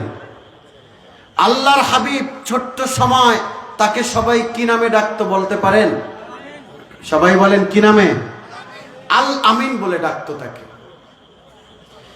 যেই ব্যক্তিকে আল আমিন বলে ডাকতো সেই রাসূলকেই জীবনে একটি পর্যায়ে এসে যেই রাসূলের হাতে ছোট্ট সময় কাফের মুশরিকরা সম্পদ পুঞ্জবিত করত, কুক্ষুগিত করত, রাসূলের চেহারা দেখে তারা ব্যবসায় যেত, ব্যবসা থেকে ফিরে নবীজির আনোয়ার চেহারা দেখে ঘরে ফিরত, স্ত্রীর সাথে গল্প করত, যেটা কেমন বাচ্চা, চেহারার দিকে তাকালেই আমাদের ব্যবসা বেড়ে যায়। আল্লাহ আকবার।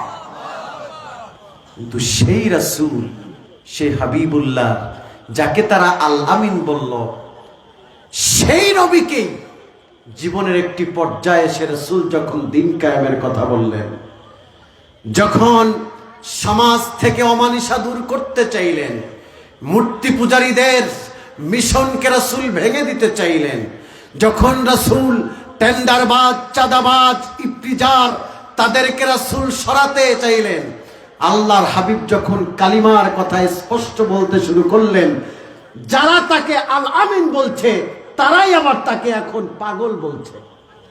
কথা বলেন। তাহলে কারণ কি? মাঝখানে কারণটা কি? কারণ হচ্ছে কোরআন। কি কথা বলেন? কি কোরআন। নবী যখন কোরআনের কথা বলে নাই, তাওহীদবাদী কথা বলে নাই, তখন নবী আল আমিন, সকলের কাছে প্রিয়। কিন্তু এই রাসূল, এই হাবিবুল্লাহ যখন কোরআনের আইন বাস্তবায়ন করতে চাইল, কোরআনের কথা বলতে চাইল, তখন তাকে আল আমিন বলে না, তখন তাকে মাজনুন বলতে শুরু করলো। নাউজুবিল্লাহ। এলাকায় ইমাম সাহেব আছে না? একটু কথা বললেন, আছে কিনা? আছে। শুনেন, ইমাম সাহেব মনে করেন এইখানের কোনো একজন ব্যক্তি, নাম হচ্ছে আব্দুর রহিম, কারণ নামের সাথে মিলে গেলে আবার আমাকে ধরেন না, কাল্পনিক নাম দিলাম আব্দুর রহিম। তিনি দাওয়াত দিল ইমাম সাহেবকে, মনে করেন এই ইমাম সাহেব হুজুর, নাকি ইনি ইমাম সাহেব? আপনি? ও আল্লাহ, মিলে গেছে। হ্যাঁ, তো এই ইমাম সাহেব হুজুর বসা, ইমাম সাহেব হুজুরকে দাওয়াত দিয়েছে আব্দুর রহিম সাহেব হুজুর। খুব মনোযোগ লাগবে, চিন্তার এখানে বোঝার বিষয়, একটা ক্লিয়ার কনসেপ্ট। বলল, হুজুর আপনি 10 জন ছাত্র নিয়ে আমাদের বাড়িতে আসবেন, কোরআন খতম করবেন, কিছু তবারক করা হবে, সিন্নি করা হবে, আপনি খাবেন ছাত্রদেরকে নিয়ে, এরপরে আপনি বিদায় নেবেন। তা এখন হুজুর যখন 10 জন ছাত্র নিয়ে আব্দুর রহিম সাহেবের বাড়িতে যাবে, খতম করবে, তাকে খাওয়াবেও না, শুধু হাদিয়াও তো দিবে। ঠিক কিনা বলেন? কথা বলে না, ঠিক কিনা? আরে এখন এই ইমাম সাহেব হুজুরি যদি আব্দুর রহিম সাহেবকে বলে যে ভাই আপনি আমাকে কোরআন খতম করতে বলেছেন, কোরআন আমি খতম করেছি 10 জন ছাত্র নিয়ে, একদম A to Z, কোথাও বাদ রাখি নাই, কিন্তু আপনি হুকুম করছেন, আমরা খতম করছি, কিন্তু আমি টোটাল 30 পারা কোরআনের একটা আয়াত শুধু আপনাকে একটু বলে গেলাম, আপনি মানেন, আজকে থেকে সুদ খাবেন না। তখন এর মাথার তার ঠিক থাকবে? মাথার তার ছিঁড়া যাইব, কি হুজুরে বাড়ি সুদখোর কইলো।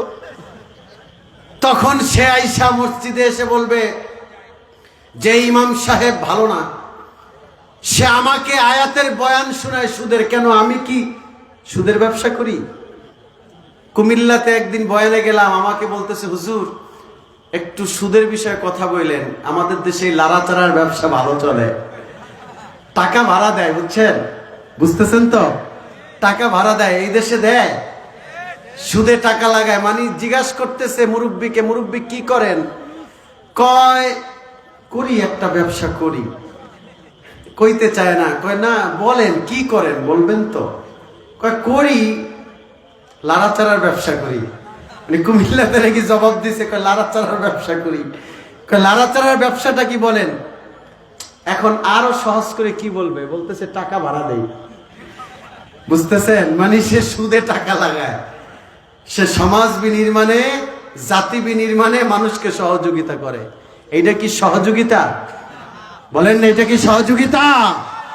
এটা তো কলার কথা বলে মুখের ভিতরে মূলা ঢুকায় দেওয়া, ঠিক কিনা বলেন? সম্মানিত সুধী, এখন ইমাম সাহেব যদি বলে টোটাল কোরআন আমি পাঠ করলাম, সবটা আমি পড়ে দিলাম, আপনি শুধু একটা আয়াত মানেন, আপনি সুদ খাবেন না, তখন ওই আব্দুর রহিম ইমাম সাহেবের মুখ থেকে তবারক কেড়ে নিবে, ছাত্রদেরকে খাবার দিবে না, ঘর থেকে বের করে দিবে, হাদিয়াও দিবে না, মসজিদে এসে কমিটির কাছে বিচার দিবে যে এই ইমাম সাহেবকে চেঞ্জ করেন, ইনি আমাকে সুদখোর বলেছে, ইনি আমাকে সুদের আয়াত শোনাচ্ছে। অথচ একই কোরআন পড়লে দাওয়াত খাওয়া যায়, হাদিয়া পাওয়া যায়, তবারক পাওয়া যায়। একই কোরআন পড়তে গেলে, একই কোরআনের কথা বলতে গেলে শুধু সমাজ থেকে না, ফাঁসির কাস্টে পর্যন্ত ঝুলতে হয়, ঠিক কেন বলেন? তাহলে তো কোরআন তো একটাই, কথা বলেন, কোরআন তো একটাই। একই কোরআনের কথা বললে দাওয়াত খাওয়া যায়, আবার একই কোরআনের কথা বললে সমাজ থেকে, রাষ্ট্র থেকে, দেশ থেকে, এলাকা থেকে বিতাড়িত হওয়া লাগে, ঠিক কেন বলেন? আরে সেই রাসূল আমার হাবিবুল্লাহ, আল্লাহর হাবিব নূর নবীজি আমার সাল্লাল্লাহু আলাইহি ওয়াসাল্লাম, তাকে যখন মজনুন বলল, সর্বপ্রথম যে ব্যক্তি আল্লাহর হাবিবকে মজনুন বলেছেন তিনি হলেন তার আপন চাচা আবু লাহাব। আবু লাহাব সর্বপ্রথম আল্লাহর হাবিবকে মজনুন বলেছেন। আরে কেমনে বুঝাই বলেন? এই তাফসীর গ্রন্থগুলো যখন, এই আয়াতের তাফসীরগুলো যখন ক্লাসে দর্শ হয়, তখন ওস্তাদও কাঁদে, ছাত্ররাও কাঁদে। আল্লাহর হাবিবের চাচা আবু লাহাব তিনি শাম সিরিয়া সফর করে মক্কা নগরীতে প্রবেশ করেছে। প্রবেশ করার পরে তার চাচি উম্মে জামিল, আবু লাহাবের স্ত্রী, তিনি কেমনে কেমনে জানি খেয়াল করেছে যে তার স্বামী আবু লাহাব মক্কা নগরীতে ব্যবসা করে পদার্পণ করেছে। ঘর থেকে দেখেছে, ঘর থেকে দৌড় দিয়া স্বামীর কাছে চলে গেছে। স্বামী আমার কেমন আছো টাছো সব পরে, আগে জিজ্ঞাসা যে স্বামী আমার আপনি আসছেন? আপনি তো আমার ঘরে দুধ কলা দিয়া কাল সাপ পুষেছেন, নাউজুবিল্লাহ। আবু লাহাব ডেকে ডেকে বলল, কেন, কি হয়েছে আমার কাছে বলো। আবু লাহাবের স্ত্রী ডেকে ডেকে বললেন, প্রাণের স্বামী আমার, আপনার আপন ভাতিজা যাকে আমরা এত আদর করেছি, তিনি এইভাবে আমাদের সর্বনাশ করবে আমরা বুঝতে পারি নাই। নাউজুবিল্লাহ বলেন।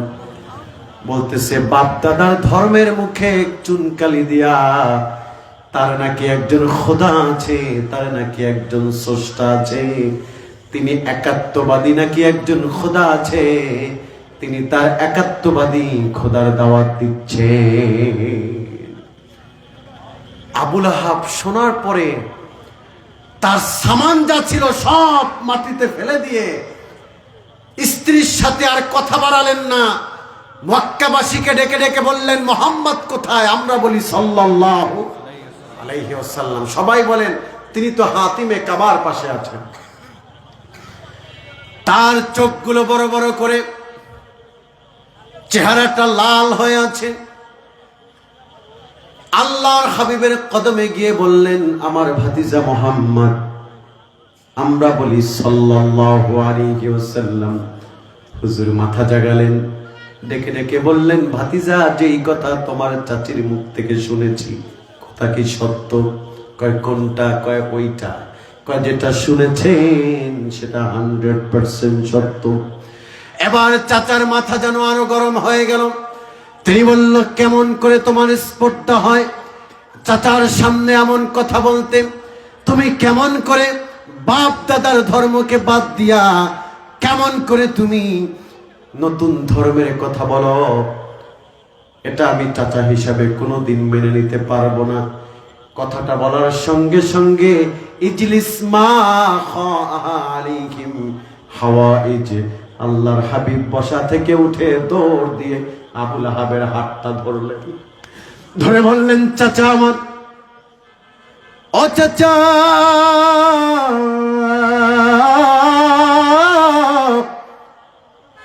আপনাকে আমি রিকোয়েস্ট করে বলি, চাচা আর কথা বাড়ায়েন না। আমি হলাম শেষ মেসেঞ্জার, আমি হলাম আখেরি পয়গম্বর।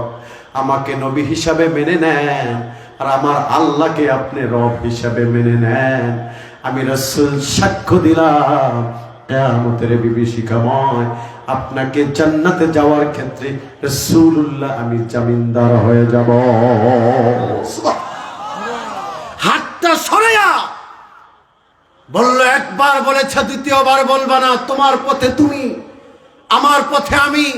নাঙা তলোয়ারকে কোষমুক্ত করলেন, জাগায় বললেন, ভাতিজা তরবারির দিকে তাকাও আর আমার কথা শোনো।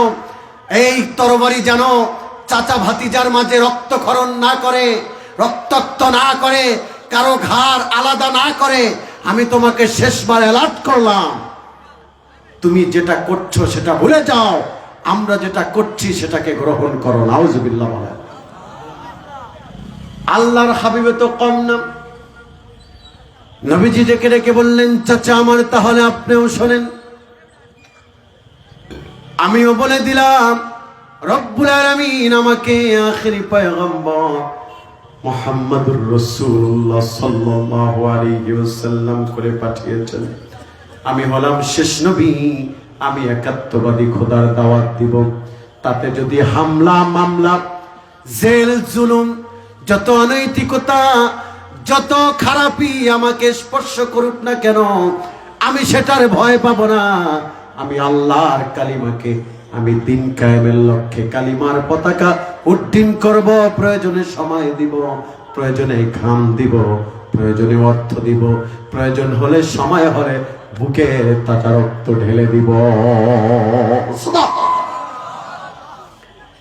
এখন আবু লাহাবের, আমি কিন্তু আয়াতের সাবাবুন নুজুলটা আপনাদেরকে বলছি। কখন মা আনতা বিনিআমাতি রাব্বিকা বিমাজনুন, এই আয়াতটা কখন নাজিল হলো।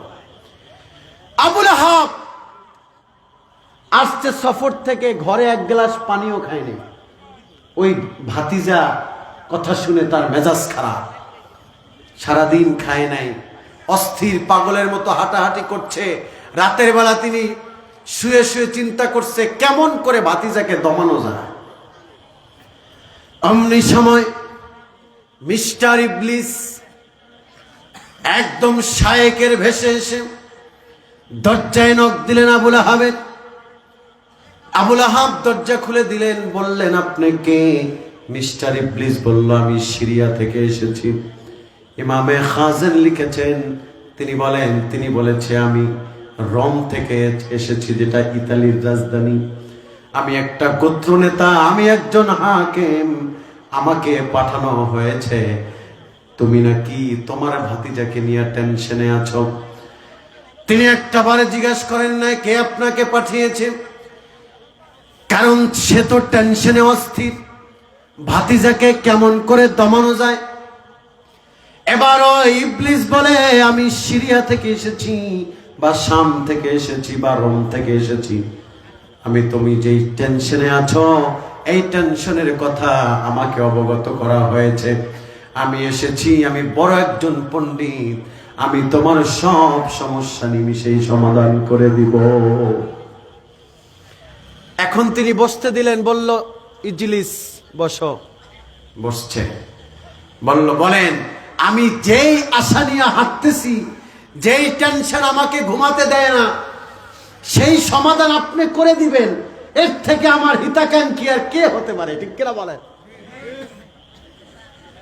এবার মিস্টার ইবলিস ডেকে ডেকে বলল, তোমার সাথে বেশি সময় আমার কথা বলার, তোমার সাথে বেশি সময় নাই কথা বলার। তোমাকে এক কথায় আমি একটা পরামর্শ দিয়া যায়, আমি খুব ব্যস্ত মানুষ।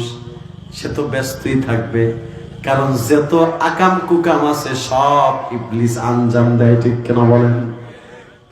আমি খুব ব্যস্ত মানুষ, পরামর্শটা হলো তুমি একটা কাজ করবে, যেহেতু মক্কা নগরী হলো বাণিজ্যের একটা ভূমি, তামাম পৃথিবী থেকে বাণিজ্যিক ব্যক্তিরা এখানে আসে। তোমাকে বলে দিলাম কালকে সকাল থেকে যত হাকেম, অর্থের যত ব্যবসায়ী, হাকেম বলা হতো যারা গোত্র নেতা, যারা প্রজ্ঞার অধিকারী, তাদেরকে হাকেম বলা হতো। বলে দিলেন আগামী কালকে থেকে যত হাকেম মক্কা নগরীতে আসবে, তুমি আগামী কালকে থেকে প্রতিটি হাকেমকে ধরে ধরে কথা বলবে যে আমার বংশে একজন পাগল আছে, নাউজুবিল্লাহ, আমাদের রক্তে একজন নতুন পাগল জন্ম হয়েছে, মাথার তার ছিঁড়ে গেছে। তুমি এই ব্যবসায়ীদেরকে বলবে এই পাগল না দেখে জানো কোন ব্যবসায়ী মক্কা নগরী না ছাড়ে।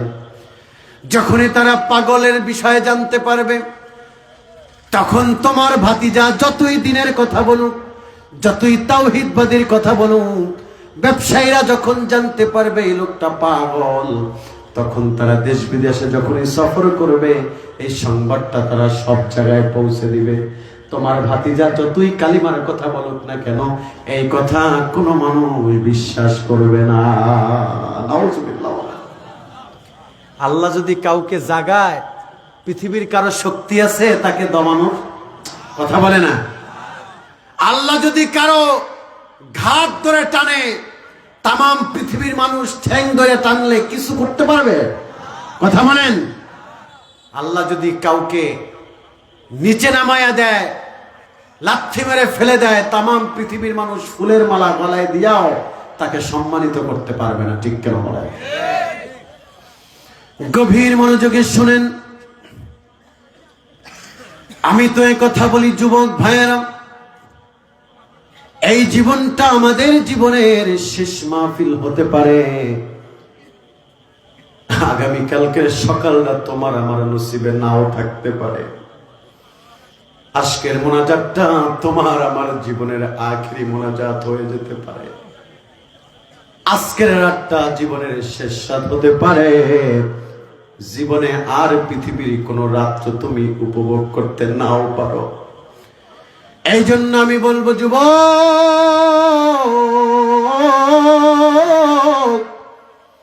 দিলটাকে নরম করে দাও।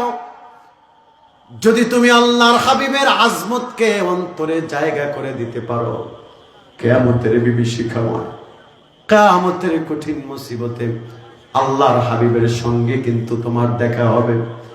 রাসূল যদি সেদিন বলে তোদের জন্য উহুদের ময়দানে রক্ত ঝরিয়েছি, তোদের জন্য তায়েফের ময়দানে রক্ত ঝরিয়েছি, তোদের জন্য কত না খেয়ে পেটে পাথর বেঁধে রয়েছি, এ উম্মত তোদের জন্য আমার সাহাবীরা চক্ষু হারিয়েছে, আমার সাহাবীরা হাত হারিয়েছে, গর্দান হারিয়েছে, জীবন দিয়েছে। দুনিয়াতে তোদের জন্য এত করলাম, আজকে কিয়ামতের বিভীষিকাময় আমি রাসূল বললাম, আমি রাসূলের কি সুন্নাতের আমল করেছো আমাকে আজকে দেখাও। সেদিন যদি নবীর সামনে দাঁড়ায়া তুমি যদি রাসূলের জবাব না দিতে পারো, সেদিন তোমার মতো আমার মতো বিপদগ্রস্ত আর কেউ হবে না। ঠিক কি বলেন? দুনিয়াতে নেতার প্রেম বুঝলাম, দুনিয়াতে কত প্রেম আমরা বুঝলাম, যদি রাসূল প্রেম না থাকে আমলের মাধ্যমে, কিয়ামতের বিভীষিকাময় বিপদ আছে। এই জন্য আমি বলবো কথাগুলো মনোযোগ দিয়ে শুনতে হবে, আর আল্লাহর হাবিবের আজমতকে অন্তরের ভিতরে মানকুশ করতে হবে, গালিব করতে হবে। আহারে, যেমন কথা তেমন কাজ। সকাল যখন হয়ে গেল, আবুল আহাব সকালবেলা ধান্দায় আছে মক্কা নগরীতে সর্বপ্রথম কে ঢুকবে, কোন ব্যবসায়ী ঢুকবে, সে ধান্দায় আছে। তিনি দাঁড়ায় আছে, হুট করে দেখতেছে বিশাল একটি কাফেলা। এই কাফেলাতে 30 থেকে 40 জন লোক আছে এই কাফেলায় যুক্ত। এই কাফেলার যিনি নেতৃত্ব দিচ্ছেন তার নাম হচ্ছে আব্দুল্লাহ আল আজিজ। কি নাম বলেন? নামটা মনে রাখেন না? কি নাম? আমি আপনাদেরকে সহজ করে বলার চেষ্টা করছি, কারণ তাফসীরের ইবারতগুলো বলতেও কঠিন, আর এগুলো আপনাদের বুঝতেও কঠিন হবে। আমি শুধু বঙ্গানুবাদটা জানাই দিচ্ছি আপনাদেরকে। এটি কোনো বানানো গল্প নয়, এটি সাবাবুন নুজুল। আরে যখন প্রথমে ঢুকলেন আব্দুল্লাহ আল আজিজ, আবু লাহাব দৌড় দিয়ে চলে গেছে তার কাছে, গিয়ে খপ করে হাতটা ধরছে। কয় ভালো আছেন? কয় হ্যাঁ ভালো আছি। কয় ঘটনা কি শুনছেন আপনি? কয় কি ঘটনা? কয় ঘটনা আপনি শোনেন নাই? ঘটনা তো একটা ঘটে গেছে। কয় আমি তো মাত্র আসলাম, আমি কিভাবে মক্কার ঘটনা শুনবো? কয় আমারই ভাতিজা, আমাদেরই বংশের, আমাদেরই ফ্যামিলির, আমার ভাতিজা মুহাম্মদ, আমরা বলি সাল্লাল্লাহু আলাইহি ওয়াসাল্লাম, সে গত কয়েকদিন ধরে মাথার তার ছিঁড়ে গেছে, পাগল হয়ে গেছে। তার পাগলামি কথাগুলো আমাদেরকে হাস্য উজ্জ্বল করছে। তো আমার মনে হলো আপনাকে আমার খুব পছন্দ হয়েছে, মনে হলো আপনি আমার এই পাগল ভাতিজাটাকে দেখে যান যার মাথার তার ছিঁড়ে গেছে। নাউজুবিল্লাহ বলেন। আপনি যেহেতু এসেছেন, আমার ভাতিজাকে না দেখা যাবেন না। ভাইরা আমার, বন্ধুরা আমার, গভীর মনোযোগ। যেমন কথা তেমন কাজ। আব্দুল্লাহ আল আজিজ তিনি একজন বিচক্ষণ মানুষ। তিনি তাওরাত পড়েছেন, জাবুর পড়েছেন, ইনজিল পড়েছেন, সব তিনটা উল্লেখযোগ্য কিতাব তার সংগ্রহে আছে। তিনি যখন পাগল পাগল বলে অনেক কথা তাকে শোনালো, তার অন্তরের ভিতরে কামড় মারলো যে এই পাগল না দেখে আমি আব্দুল্লাহ আল আজিজ মক্কা ছাড়বো না। শুনতেছেন? কথা বলে না, শুনতেছেন? ভাইরা আমার, বন্ধুরা আমার, গভীর মনোযোগ। এবার তিনি পাগল দেখবেন, তিনি হাবিবুল্লাহকে দেখবেন। আহারে, তিনি 30 জন লোক নিয়ে, প্রত্যেকটা ব্যক্তি ছিল তীরন্দাজ, শক্ত তীরন্দাজ ছিল তারা। 30 জন লোক সহ তিনি হাতিমে কাবার চত্বরে দাঁড়িয়ে আছেন। তিনি পাগল দেখবেন। যুবক, আমার কলিজার টুকরা বাবা, মনোযোগ সহকারে শোনেন।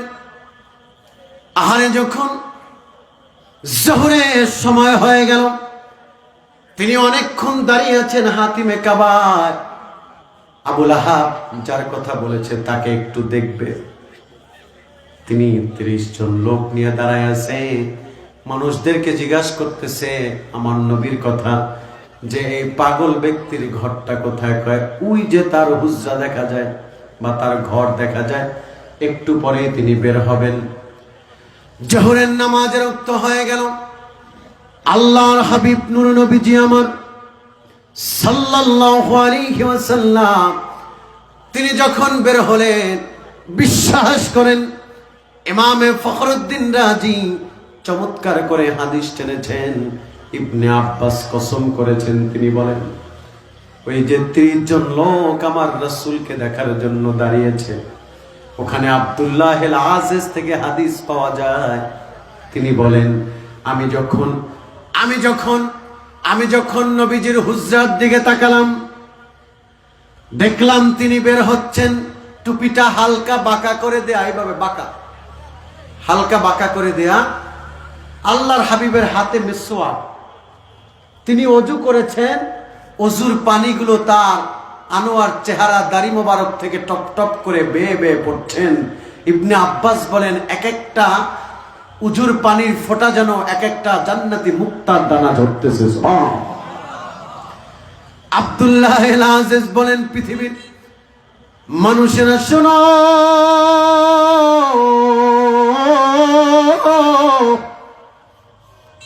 আমি যখন হুজরার দিকে তাকালাম, আমি দেখলাম টুপিটা হালকা বাঁকা, হাতে মিসওয়াক নিয়ে, পাঞ্জাবিটা দোপাট্টা করে নবীজির কোমরে বাঁধা। তিনি দোপাট্টা খুলতেছেন, হাতে মিসওয়াকটা ঝাড়া দিতে দিতে হাতিমে কাবার দিকে আসতেছেন। সুবহানাল্লাহ। তিনি বলেন, আমি দেখলাম এটা সাধারণ কোনো মানুষ না, আমার দেখে মনে হলো এটা পূর্ণিমার চাঁদ মাটিতে নেমে গড়াগড়ি দিতে দিতে হাতিমে কাবার দিকে আসতেছে। এটা কেমন চেহারা! বাপের জন্মে এমন চেহারা কোনোদিন দেখি নাই। আল্লাহ আল্লাহর হাবিব হাতিমে কাবায় তিনি নামাজে দাঁড়ালেন, জোহরে রক্ত গেল। আল্লাহর হাবিব আসরের সময় পার করলেন, এতগুলো ঘন্টা চলে যাচ্ছে।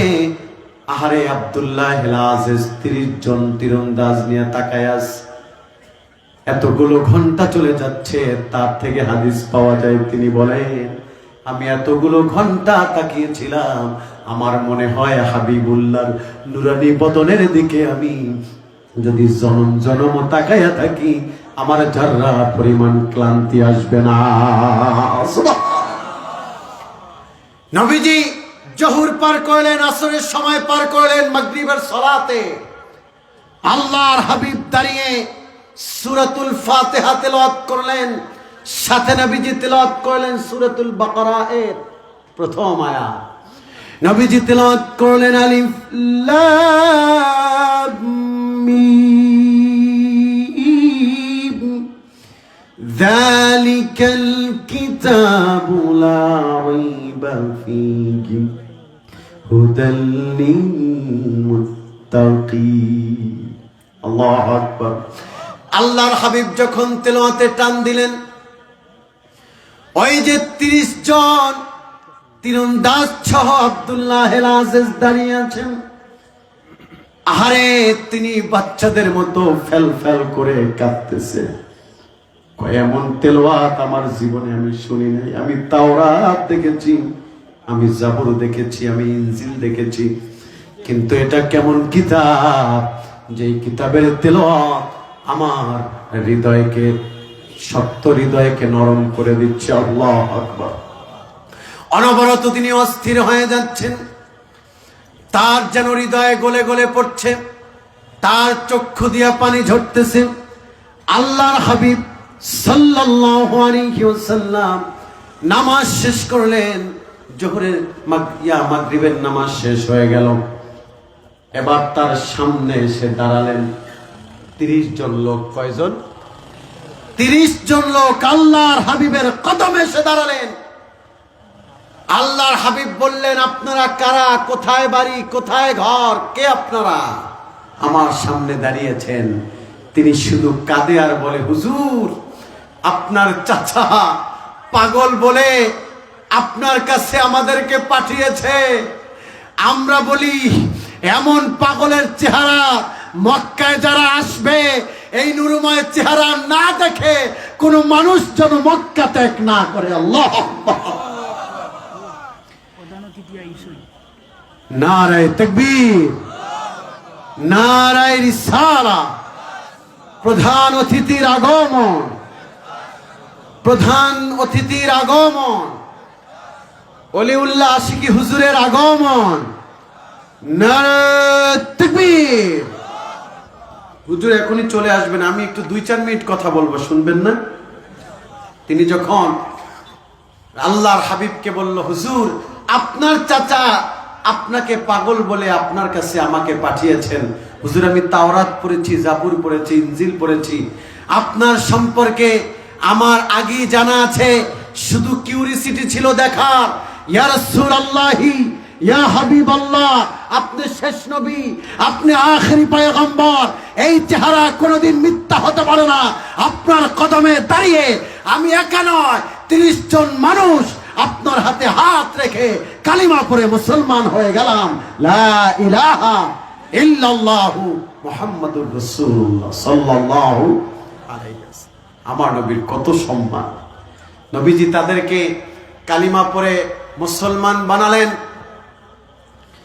এবার আব্দুল্লাহ আজিজ তরবারি বের করে মক্কাবাসীদেরকে ডেকে ডেকে বলছে, মক্কাবাসীরা শোনো, তোমরা যেই আল্লাহর হাবিবকে উল্টা পাল্টা কথা বলছো, আমি বললাম আমার নবীকে যদি অপমানজনক আর একটা কথা বলো, আমার তরবারি থেকে যদি মায়ের দুধ পান করে থাকো, আমি বললাম এমন বাপের বেটা নাই নবীকে অপমান করে আমার কাছ থেকে মাথা নিয়ে চলে যাবা, আমি তাদের মাথা আলাদা করে দিব। আল্লাহু আকবার।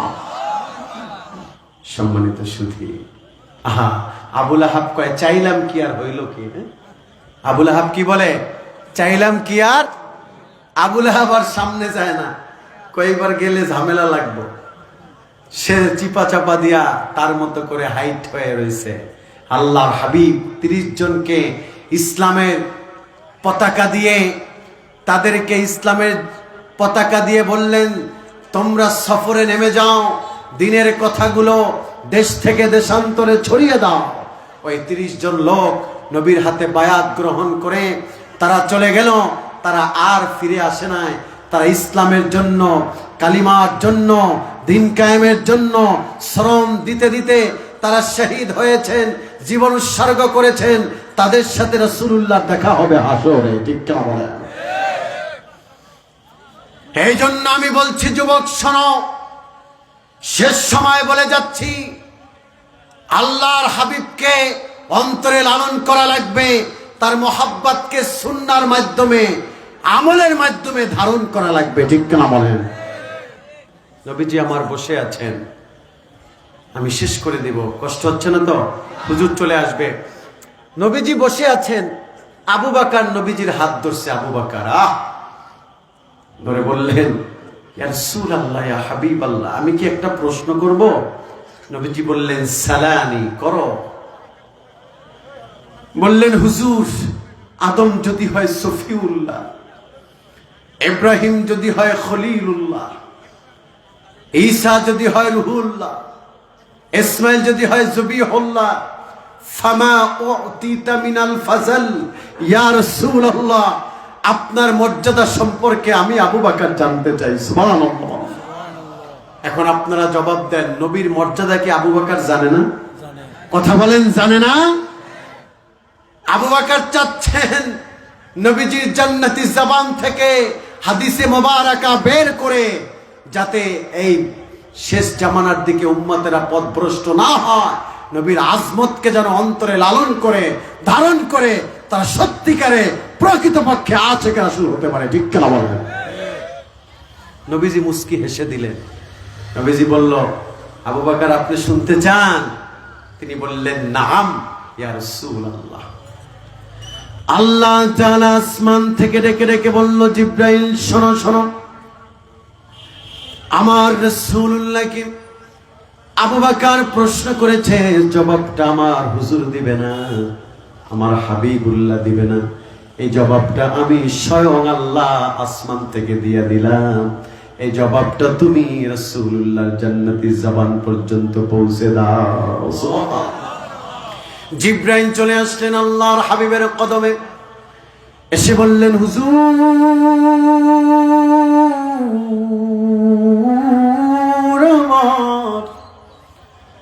আল্লাহ তাআলা আসমান থেকে আমাকে পাঠিয়েছেন আপনার কাছে।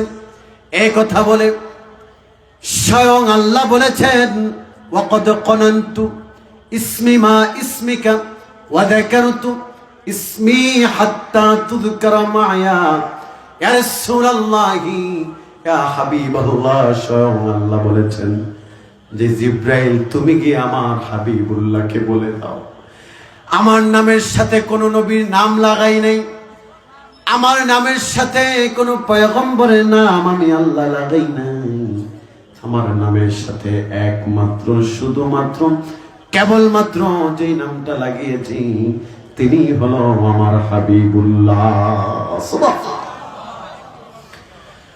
সেই নবী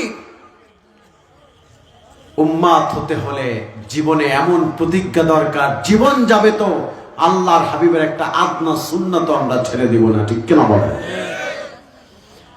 যেমন প্রতিজ্ঞাবদ্ধ হয়েছে হযরতে খুবাইব, এটি বুখারী 3045 নম্বর হাদিস। আমি এই হাদিসটা 3-4 মিনিটে বলেই আমার আলোচনা শেষ হবে, হুজুর চলে আসবেন আশা করি। এটি বুখারীর 3045 নম্বর হাদিস। নাম্বারটা বলেন তো, কি বলেছি? 3045। গুগল ক্রোমে গিয়ে লিখবেন 3045 নম্বর হাদিস, সহিহুল বুখারী। আপনি হাদিসটা চলে আসবে। আরবি যারা না পারেন অর্থ পড়বেন, বাংলাটা পড়বেন, অশান্ত হৃদয় শান্ত করে দিবে আমার আল্লাহ। সুবহানাল্লাহ। এই হাদিসটি জাতির জন্য মাইল ফলক, এই হাদিসটি জাতির জন্য ইন্সপায়ার, এই হাদিসটি জাতির জন্য অনুপ্রেরণা, এই হাদিসটি জাতির জন্য দীপ্ত ঈমানের আলোকিতকরণ করুন। আল্লাহু আকবার। হাদিসটি একটু শুনবেন? সবাই বলেন না শুনবেন? একটু মনোযোগ দিয়ে শুনবেন তো। হুজুর চলে আসবেন, তার মতো সময় সে চলে আসবেন, কিন্তু আপনাদের একটু কোরআনের কথা, হাদিসের কথা শোনা লাগবে, ঠিক কিনা বলেন? একটু মনোযোগ দিবেন। আল্লাহর হাবিব নূর নবীজি আমার সাল্লাল্লাহু আলাইহি ওয়াসাল্লাম, তিনি খুবাইবকে 10 জন সহ একটি কাফেলা আল্লাহর হাবিব পাঠালেন দূর, বহুদূর। জায়গাটার নাম যেভাবে বলা হয়েছে, জায়গাটার নাম নিয়ে অনেকের কথা আছে, এ কারণে নামটা আমি বলবো না। আমি শুধু এতটুকু মেনশন করতে চাই যে আল্লাহর হাবিব সাল্লাল্লাহু আলাইহি সাল্লাম দ্বীনের পতাকা উড়াবার জন্য 10 জনের একটি কাফেলা রাসূল পাঠালেন। তার ভিতরে খুবাইব অন্যতম। Khubaib in the meantime arrest হয়ে গেল। অ্যারেস্ট হওয়ার পরে তাৎক্ষণিক কাফেরদের সাথে তর্ক বিতর্ক করণে 7 জনকে কাফেররা গলা কেটে ফেলল। 7 জন শহীদ। 10 জনের ভিতরে 7 জন শহীদ হলে থাকে কয়জন? বলে না, কয়জন? 3 জন। 3 জনের মাঝে আবার 2 জন এমন কিছু কথা বলেছে, কাফেরদেরকে জারজ বলে বকা দিয়েছে, তাদের খুব গায়ে লেগেছে। তারা এক কোপে 2 জনের মাথা কল্লা ফালাই দিছে। আছে কয়জন? চিল্লায় বলেন। আছে 1 জন, সেটা হচ্ছে খুবাইব। খুবাইবকে তারা কারারুদ্ধ করলো, জেলখানায় রাখলো। আজকে ইউনাইটেড স্টেট অফ আমেরিকা, কানাডার একজন প্রাণী বিজ্ঞানী, যার নাম হচ্ছে কিটমুর। কি নাম? তার একটি আমি তথ্য পেয়েছি উইকিপিডিয়াতে, যে তিনি একটি থিওরি টেনেছেন। তিনি বলেছেন যে মানুষ যদি কোনো খাবার খাবে না, শুধু পানি পান করবে, পানি যদি পান করে, তাহলে ওই মানুষটা সর্বোচ্চ 2 থেকে 2.5 মাস বাঁচতে পারে। এটা হচ্ছে বিজ্ঞানের থিওরি, তার থিওরি। আর যদি একটা মানুষকে খাবারও না দেওয়া হয় এবং পানিও না দেওয়া হয়, টোটাল কোনো খাবারই না দেওয়া হয়, তাহলে ওই মানুষটা সর্বোচ্চ 15 থেকে 20 দিন বাঁচতে পারে। এটা বিজ্ঞানের থিওরি। এখন আসেন, খুবাইবকে তারা জেলখানায় রাখলো, কারারুদ্ধ করলো, অ্যারেস্ট করলো। 1 মাস না, 2 মাস না, টানা 2টি বছর তাকে জেলখানায় রাখলো। এই 2টি বছর যে রাখলো, কোনো খাবারও দেয় নাই, পানিও দেয় নাই, কিচ্ছু না, শুধু তাকে জেলখানায় রেখে দিয়েছে। গভীর মনোযোগে খেয়াল করেন, রাতের বেলা তারা সিদ্ধান্ত নিল, তারা পার্লামেন্ট গঠন করলো। সেখানে তারা এই সিদ্ধান্তে উপনীত হলো, এই লোকটাকে খাবারও দেই না, পানিও দেই না। 2টি বছর হয়ে গেল, কিন্তু মরেও না। আজকে আমরা সিদ্ধান্তে উপনীত হলাম, আগামীকালকে দুপুর বেলা প্রকাশ্যে তাকে হত্যা করা হবে। রাতের বেলা প্রহরী এসে খুবাইবের কানে কানে এসে বলে গেল, তোমাকে নুজুয়া নামক লিডার কাফের, অর্থাৎ তাদের লিডারের কথা বলল। তিনি বলেছেন যে খুবাইব, আমাদের লিডার বলেছেন তোমাকে একটা শর্তে মুক্তি দিতে পারবে, সেটা হলো তুমি যদি মুহাম্মাদের কদম ছেড়ে দাও, তাহলে তোমাকে মুক্তি তো দিবেই, তোমাকে প্রভাব প্রতিপত্তি আভিজাত্যের মালিক করে দেওয়া হবে। খুবাইব কেঁদে কেঁদে বলল, শোনো শোনো, আমার জীবন হচ্ছে ঠুনকো জীবন। আল্লাহর হাবিবের ভালোবাসার কাছে আমার জীবনের আমি পরোয়া করি না। জীবন দিব কিন্তু ঈমান দিব না। কল্লা দিব কিন্তু আল্লাহ দিব না। আল্লাহু আকবার। সকাল হয়ে গেল, দুপুরে যখন চলে আসলো তার দুই হাতে বেরি পরালো, কোমরে বেরি পরালো, গলায় বেরি পরায়া যেইভাবে পশুদেরকে টানে ওইভাবে তাকে নির্মম ভাবে টানতে টানতে তাকে সেমিনারে নেওয়া হলো। যেভাবে আজকে মাহফিল করতে গিয়ে প্যান্ডেল হয়েছে, স্টেজ হয়েছে,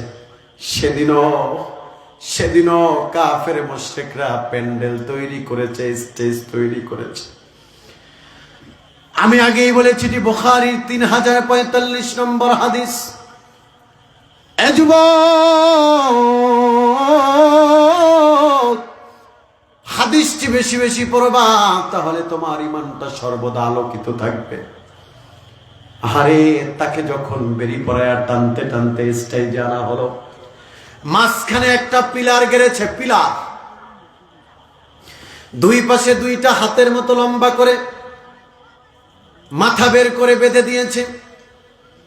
এবার তাকে টানতে টানতে স্টেজের দিকে আনতেছে।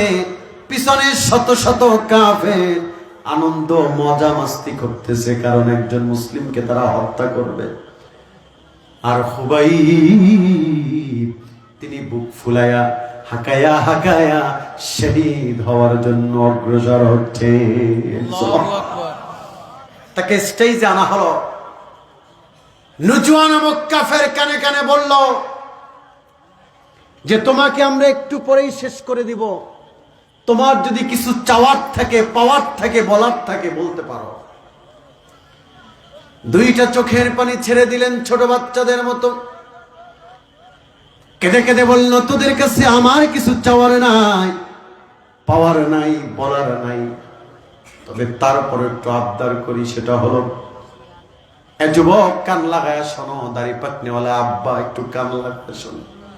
তিনি বললেন আমাকে মারবা আপত্তি নাই, কিন্তু মরার আগে উসাল্লি রাকাতাইন, আমাকে হত্যা করার আগে আমাকে 2 রাকাত নফল নামাজ পড়তে দাও।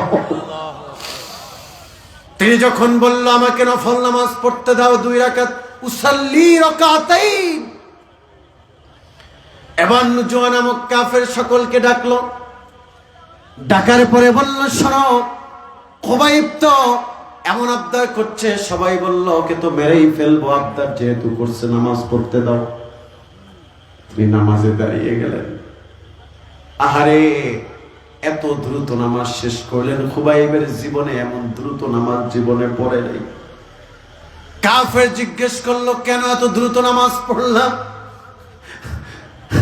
খুবাইব ডেকে ডেকে বলে শোনো, এ কারণেই আমি নামাজ পড়েছি তাড়াতাড়ি, কারণ আমি যদি নামাজের সময় পার করি তাহলে বুঝবা মুসলমানেরা মৃত্যুকে ভয় পায়, এ কারণে নামাজের সময় পার করতেছে। মুসলমান জাতি যে মৃত্যুকে ভয় পায় না, এ কারণে আমি এটা প্রমাণ দেওয়ার জন্য দ্রুত সালাত শেষ করে তোমার কাছে এসেছি, হ্যান্ডকাপ লাগায়া আমাকে শেষ করে দাও। দুইটা হাত বেঁধে টানতে টানতে স্টেজের উপরে আনা হলো।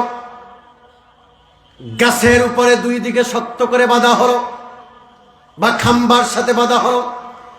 প্যারাক তো চিনেন, প্যারাক লোহা তো চিনেন, বড় বড় লোহা। খুবাইবের হাতের তালু বরাবর ধরে হাতুড়ি দিয়া বাড়ি মারছে, হাত গেঁথে গেছে। বাম হাতটার মাঝ বরাবর যখন লোহা রেখে প্যারাক রেখে বাড়ি মারলো, বাম হাতটা গেঁথে গেছে। দুইটা হাত গেঁথে গেল। এবার পায়ের উপরিভাগ উপর দিয়ে দুইটি লোহা এনে, দুইটি প্যারাক এনে পায়ের উপরিভাগ দিয়ে যখন হাতুড়ি দিয়ে বাড়ি মারলো, দুইটি পা জমিনের সাথে গেঁথে গেল।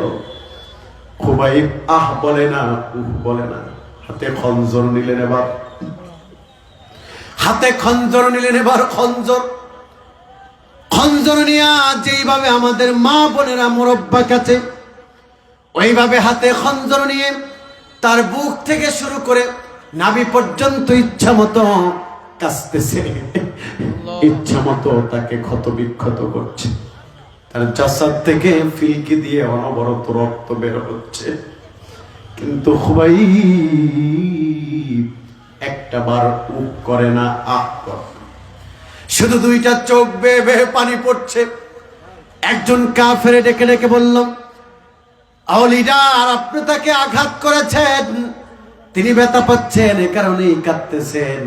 আপনি এবার যদি আবারও শর্ত জুড়ে দেন, তাহলে আপনার শর্ত মেনে মুহাম্মাদের কদম ছেড়ে আমাদের দলে শামিল হয়ে যাবে।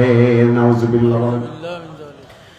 যখন এবার লিডার গিয়ে কানে কানে বলল, খুবাইব, দেখতেছি তুমি কান্না করতেছো, এবার বলো তুমি কি মুহাম্মাদের কদম ছাড়বা? তাহলে তোমাকে মুক্তি দিব, শুধু তাই না, সম্পদের মালিক করে দিব।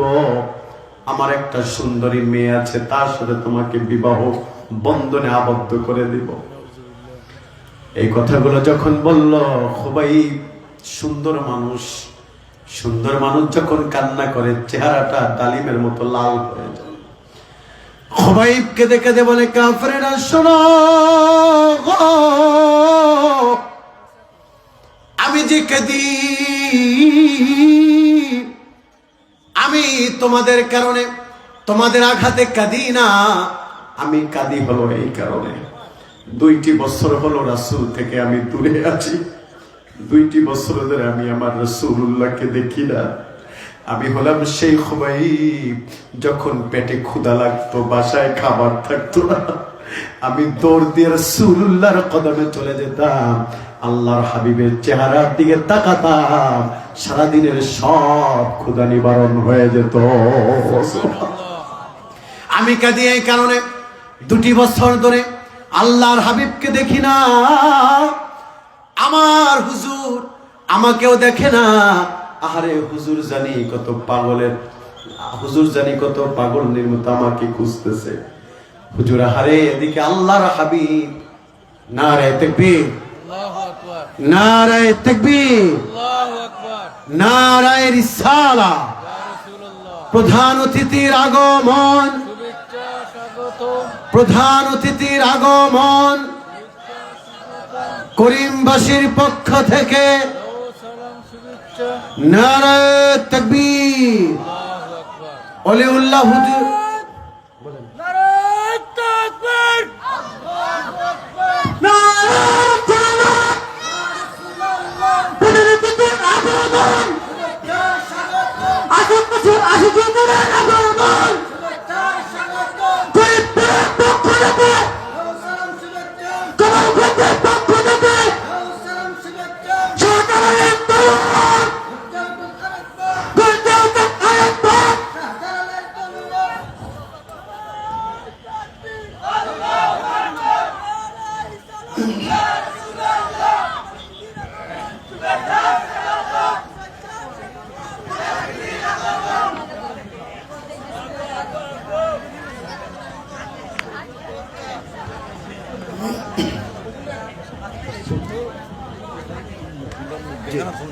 সামনে আমরা বহুত পুরানা কবরস্থান,